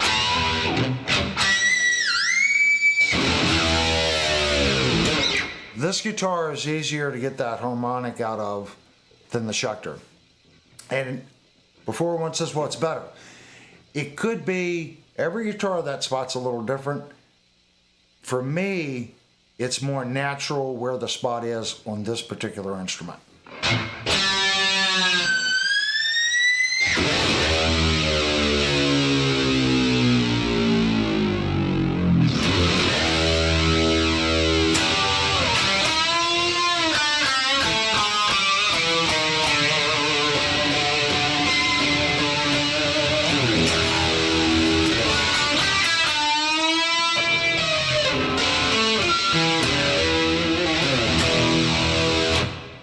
It's very harmonic.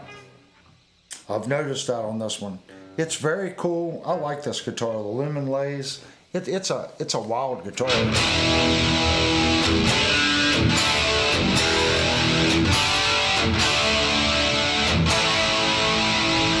The action's really low on this guitar. If this was my guitar, I would raise the action just a little bit and make it a little bit more harmonic.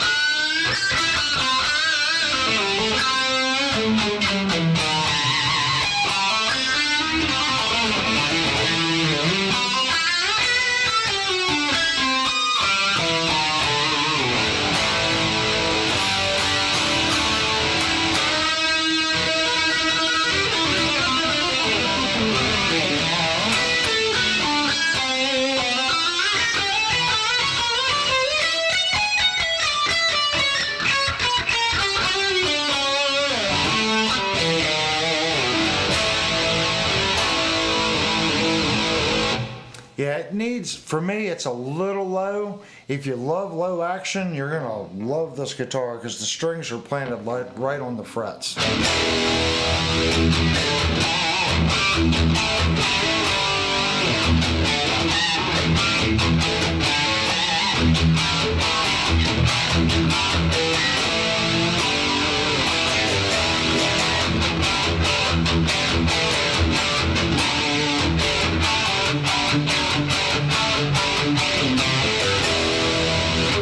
The issue I have when you lower the action like that, it's really hard to dig in.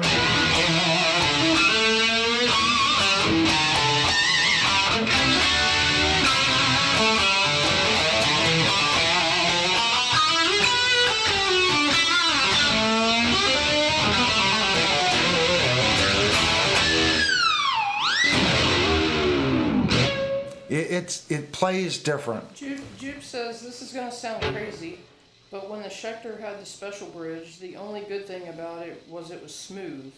The bar moved effortlessly, not that hard to push feel. He said even his Kiesel has that hard to push feel. So the Schecter now, when you received it, is firmer than it was before? Is that how I'm taking it? If so, I'll look at what the spring was that I put in it, and I'll look at the rate, and we can change the rate of the spring. We can put a softer rate spring in it. We can also decrease the coil count. So sometimes certain rates you can change the amount of coils. He said yes. Sometimes, yeah. So let me see what else we can get. Let me see. I don't remember what I put in it. So let me pull open the file I got downstairs on the guitar, and then see what that coil count is and the rate that spring was made at. And let me do some research and see if we can't get a softer rate spring. Okay? No problem. We can do that easy. It's here, so it's time to make a small change.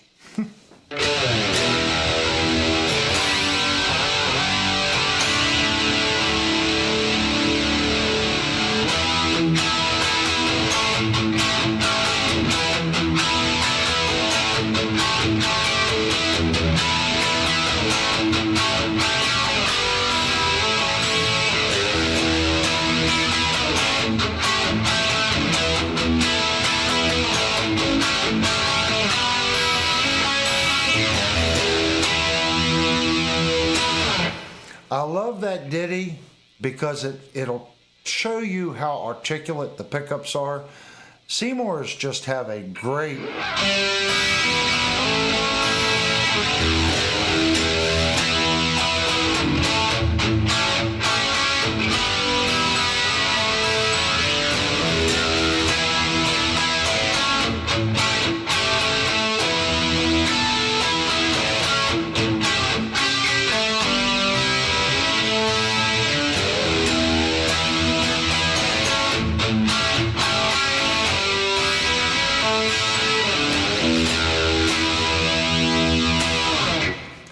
I like the way a Seymour Duncan breaks up and the way you can get the...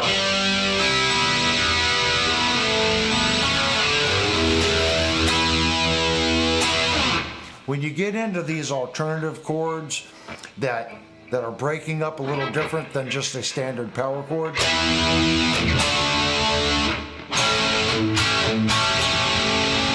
Hear that?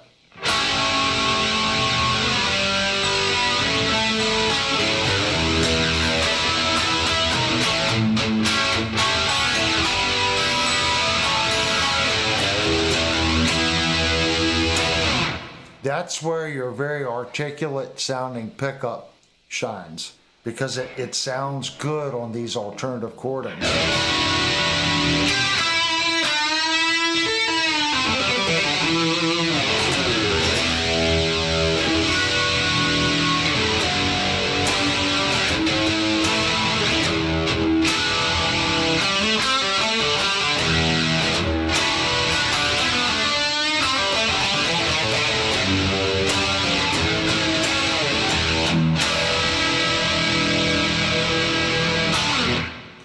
That's where you're going to hear a difference. I misfretted here. I was trying to go for the 7th. I'm used to playing it in a full version, but I was going for the 7th.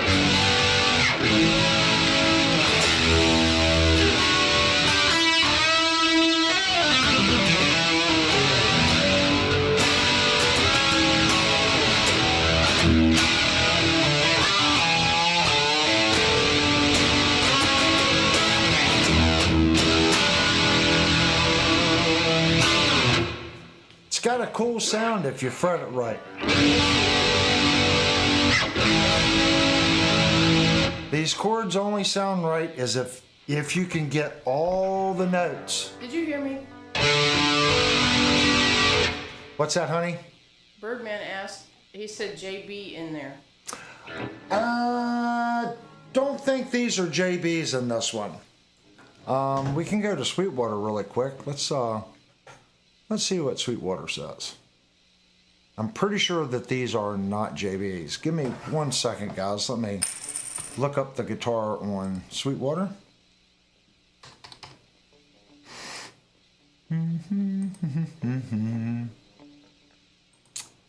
I'm just going to put Jackson Crackle. Oh, and it helps if I can type.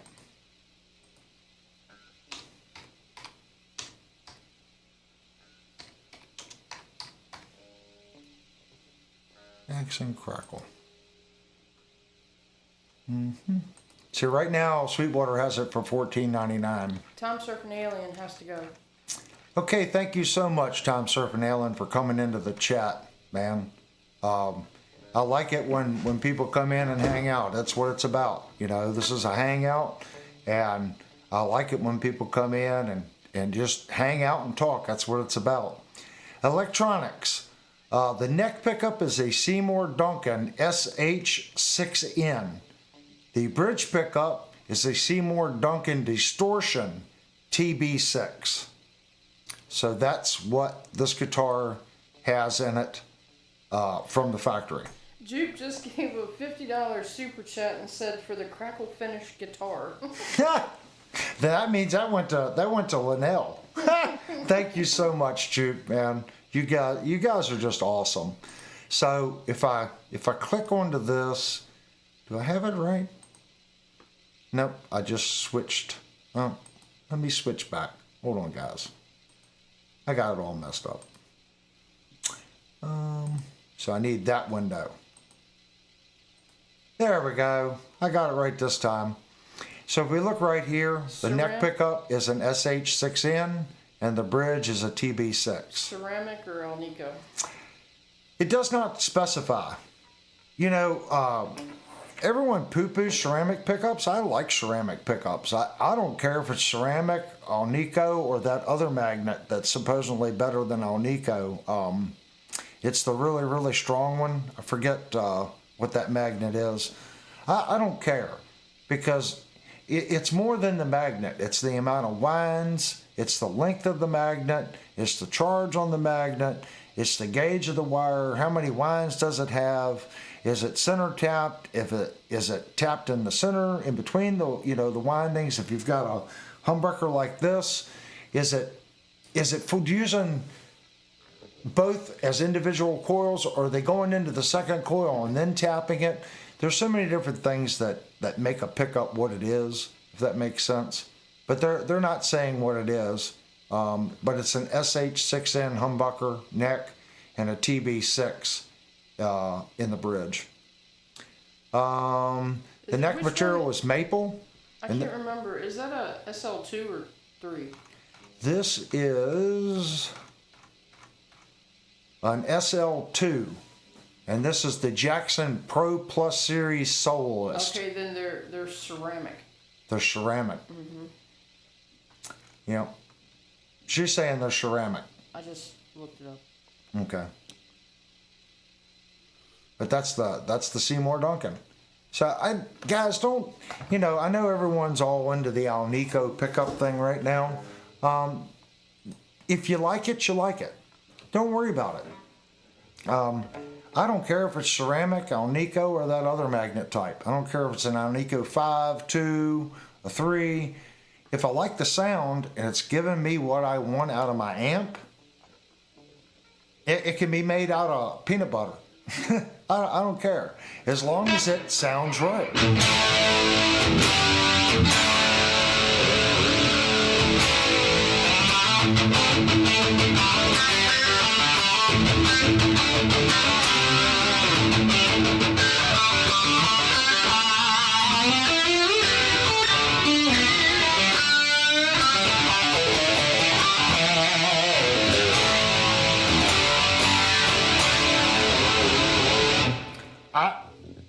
I don't know what they are. Linnell's saying that they're ceramic. You'd have to go to Seymour Duncan's website and type in those numbers and see what they are. Searching for Tone said chunky or smooth? This guitar is smooth. It's not as smooth as my Schecter, but it's a very smooth sounding, very smooth feeling playing guitar.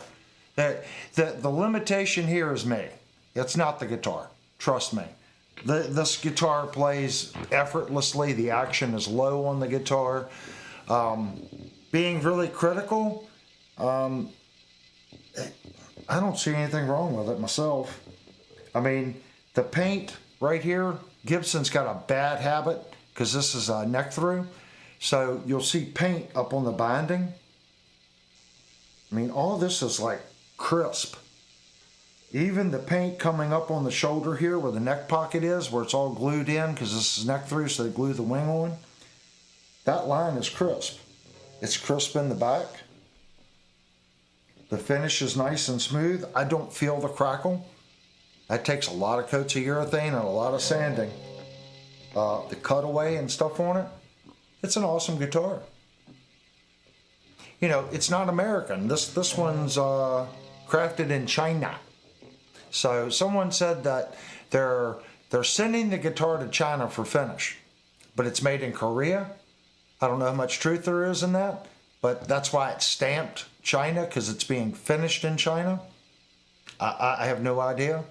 If I had to pick this guitar or the Red Soloist Virtuoso that we had on the channel, I'm going to pick the Red Virtuoso. I bonded a little bit better with that guitar. The fretwork on that guitar, a little better. Other than that, they sound about the same.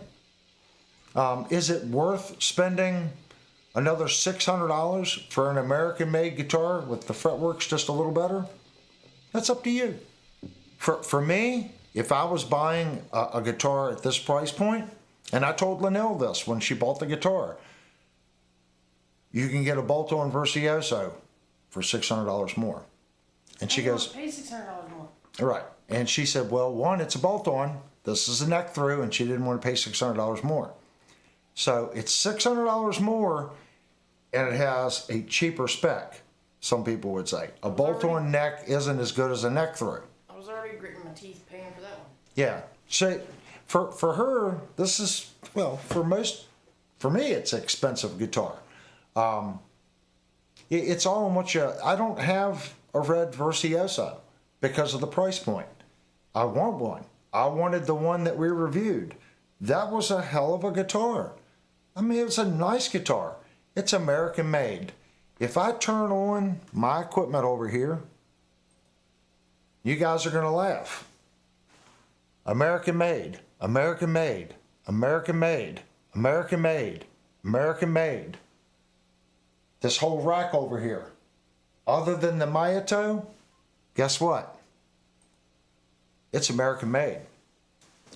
I bought my equipment before all manufacturers started going overseas. This stuff, most of my rack mount equipment is made in the USA stuff.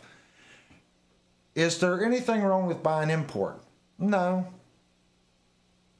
But the stuff I have is American made. I think it's just a little bit of pride there, guys. Okay, are you going to pay more for it? Yes. You're going to pay more for it because the labor's more. And you hope that extra pride in the USA made thing, whoever's working that line is going to take the pride, take a little bit more time and do a little bit better work on the solder, not beat the product up and just throw it down the line. That's what you hope for. Do you always get it? Probably not. But I know the Jackson that I reviewed, I could tell that Virtuoso, someone spent extra time on the frets. Double chamfered fret, the setup was amazing. The finish on that guitar was amazing.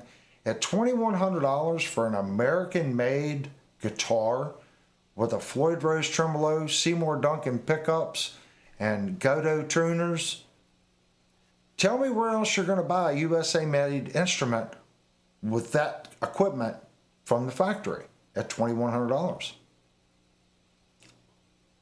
No one's been able to answer it. You can buy a Fender for $1,600. It's a Telecaster. It does not have locking tuners. It doesn't have Seymour Duncan pickups. It doesn't have a floating bridge. Yeah, it's cheaper, but you can't compare those two guitars. I don't know of another company making a guitar like that at $2,100 that's USA made. So she picked this one, and there's nothing wrong with it. But if I had to pick between the two, I think I would still go with the Jackson. And if I had to pick between the Jackson and my Schecter, I think I would go with the Jackson. And the Schecter has a slinkier feel when I play it, and it has a Sustainiac. Is the Sustainiac cool? Yeah. How much do I use it? If I'm out in a bar, I'm probably not going to use the Sustainiac. It's something I'm going to goof off here with the house on. If I want a guitar to make, if I was out making a living, I'm going to pick the Jackson. Because there was no batteries in it, it's passive electronics, bolt-on neck. If something happens to it, I can shim the neck. A neck through, if that sucker comes in from the cold and something happens to the neck and the lights, the tech is limited on a truss rod adjustment. It's just how it is. Bolt-on neck, more user-friendly. Is there more sustain on a neck through? They claim it is. How much more sustain is it? I've talked to some people that claim the bolt-on has more sustain. I think it's who you talk to and the experience they've had with a particular product.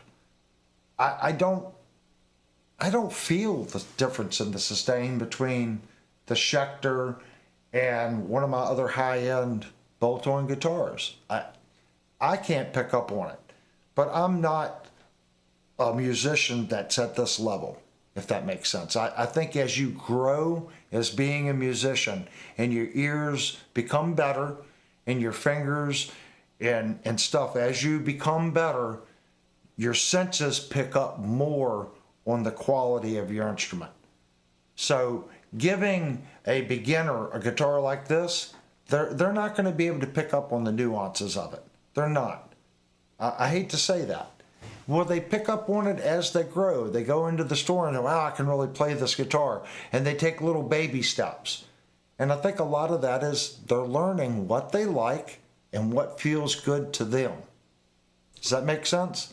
So for me, the Red Jackson at 2100, I like that guitar. If I was going to spend a little more, I would get the Lambo Orange neck through American made Virtuoso with the EMGs. I would prefer that guitar, the neck through Lambo Orange with the Seymours. But you can't get the Lambo Orange neck through Virtuoso with the Seymour Duncans. It only comes with EMGs. I don't mind EMGs. I would probably put an EMG 89. I've got one right there. I would probably put an EMG 89 right here and an EMG 89R in the neck. I like the 89 more than the 81, 85, or 86. They're great. They're industry standard EMGs, but I like the 89 and 89R more. It has more of my sound, if that makes sense. It's like a tweaked up JB. That's kind of what I like. But everyone's different. You might pick up that Lambo Orange one with those EMGs in it and go, this is the greatest thing. For me, I know that I would probably switch the pickups out to the 89, 89R. Is it worth $2,600?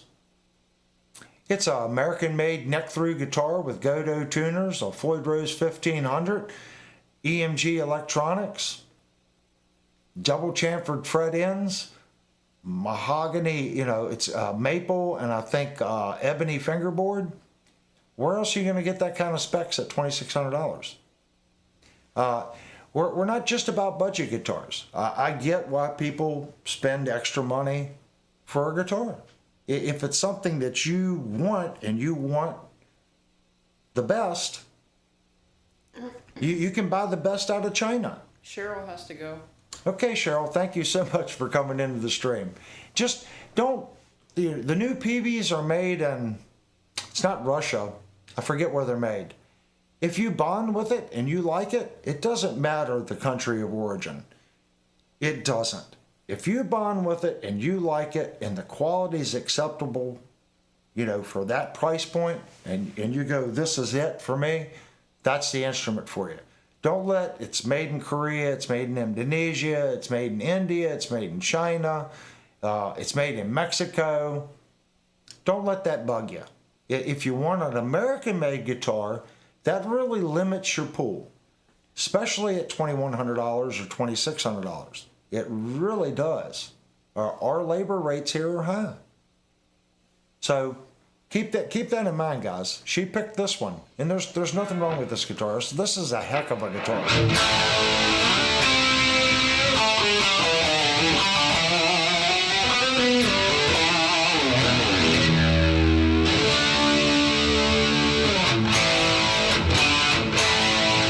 There's nothing I would change on it. There's nothing that you need to change on this guitar. Just grab it, play the snot out of it, and enjoy it. I mean, it's a great guitar. It is.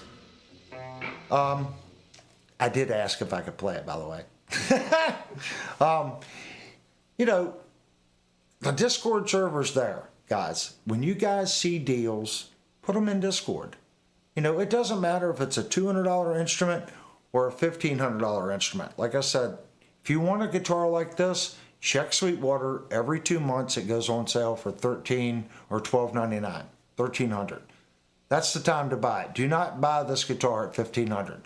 The past 4 or 5 months, or past 6 months, it's went on sale for $200 off. And I guarantee you, this will be a Black Friday sale at $1,299. Now, prices are changing. First of the year, I expect a 10% increase across the board on everybody. Fender's been jumping their pricing up. Everyone's doing it. PRS, I can guarantee you this is the last year PRS will be blowing out guitars before November. They are figuring out how many guitars that they need to manufacture that they're selling. They missed it again this year. They've made too many guitars. PRS isn't going to hold on to them like Fender. They're going to blow them out. You know, they're going to make sure that their stores get compensated, but they want that inventory gone. Next year, PRS is going to make fewer guitars. It's just how it is. There's too many guitars on the market right now. They will work with you on the price. Ask for a discount. The market's still flooded. These manufacturers are still making too many guitars. Okay? G&L, I think G&L made a heck of an American-made guitar at their price point. You can disagree with me, and I think the ASAT sounded better than any Fender Telecaster. Is it a Fender Telecaster? No. If you want a Fender Telecaster, buy a Fender Telecaster.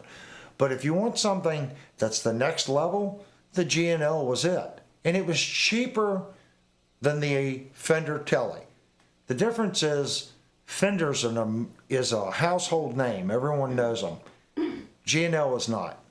So sometimes it's not about the quality versus price point, it's perception.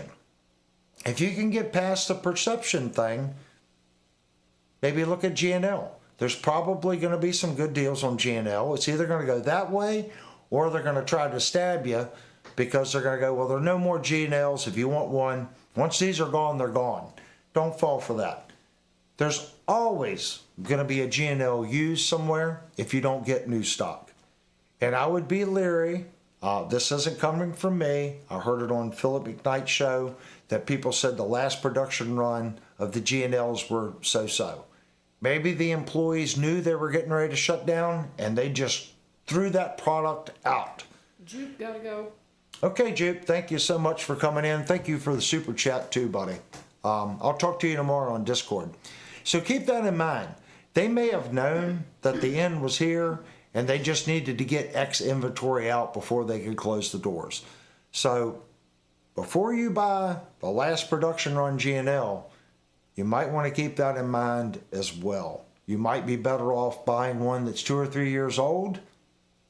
The ASATs were awesome. The ASAT Plus was an awesome guitar.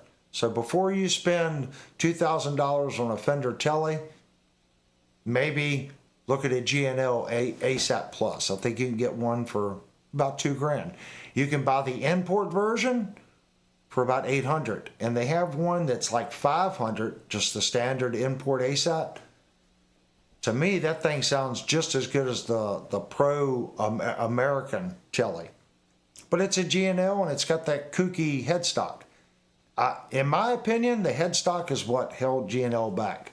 They just had a funny looking headstock. And the headstock, people pay attention to it. This is a cool headstock. People like this headstock. Jackson knows people like this headstock. That's how come they really haven't changed it in 30 years. It's a cool looking headstock. The G&L, it's kind of funny looking. It's kind of a cross between a Tele Strat. I don't know what you call that headstock, but I think that had something to do with it. People just saw it and said, and then it looked like a Fender, because it was Fender, with a different kind of headstock on it. I think they sounded better. I think the ASAT was the next evolution of the Telecaster. I think what he did with the Strat and the offset pickups, I think, again, that was just the next step in the Strat. So if you don't want a Strat and you don't want a Fender Tele, you want something a little different, maybe look at the G&Ls. I don't know what the future holds on market value, but I would definitely be careful buying a new one as, like I said, I've heard from 2 different channels. I trust Philip McKnight 100%. I think he's an honest dude. And he said that they've had some issues with the last production run. So I trust his opinion. All right, guys, we are definitely running late tonight. We're going to end the stream right here. If you know, you didn't have to subscribe to chat. So if you didn't chat and you're not a subscriber, guess what? You missed the opportunity. But you don't have to be a subscriber to chat. And there's no commercials. I'm going to turn on commercials after the chat window pops up. It usually takes 2 days for YouTube to get the chat up and running. So if you're watching this later, there were commercials. Please come. If you're watching this later, please come and join in the live stream when it's live. Join in with the chat and talk with the group. Go over to Discord, hang out in Discord, post your guitars, post your mods, talk to other people. You know, we have, I think, over 30 or 40 people on Discord that's members. So that's 30 or 40 people that you can talk to about pickups and what they've done on certain instruments and get their opinion on sound and setup and stuff like that. It's not just me over there. It's a community. That's what it's for. I want to thank everyone for clicking on the video. Please hit the like button. And if you haven't already, please subscribe. And I'm going to try to have a video up tomorrow, guys. I'm processing the video as soon as the stream is over, so as long as I didn't make any mistakes, there should be a new video on the Firefly modification, putting the pickups in it. I'm breaking this video into 3 videos because it's a lot of info. So the first video, we get the guitar to the first part. We're not putting the pickups in it yet, but it'll be 3 videos. So if you own a Firefly and you couldn't get pickups in it, you definitely want to watch this video. I'll show you how I did it. It's pretty easy, but you do have to modify stuff to get those pickups to fit. All right, guys, thank you so much for coming in. Here's our 5-minute closing. And I always get confused on which one to hit.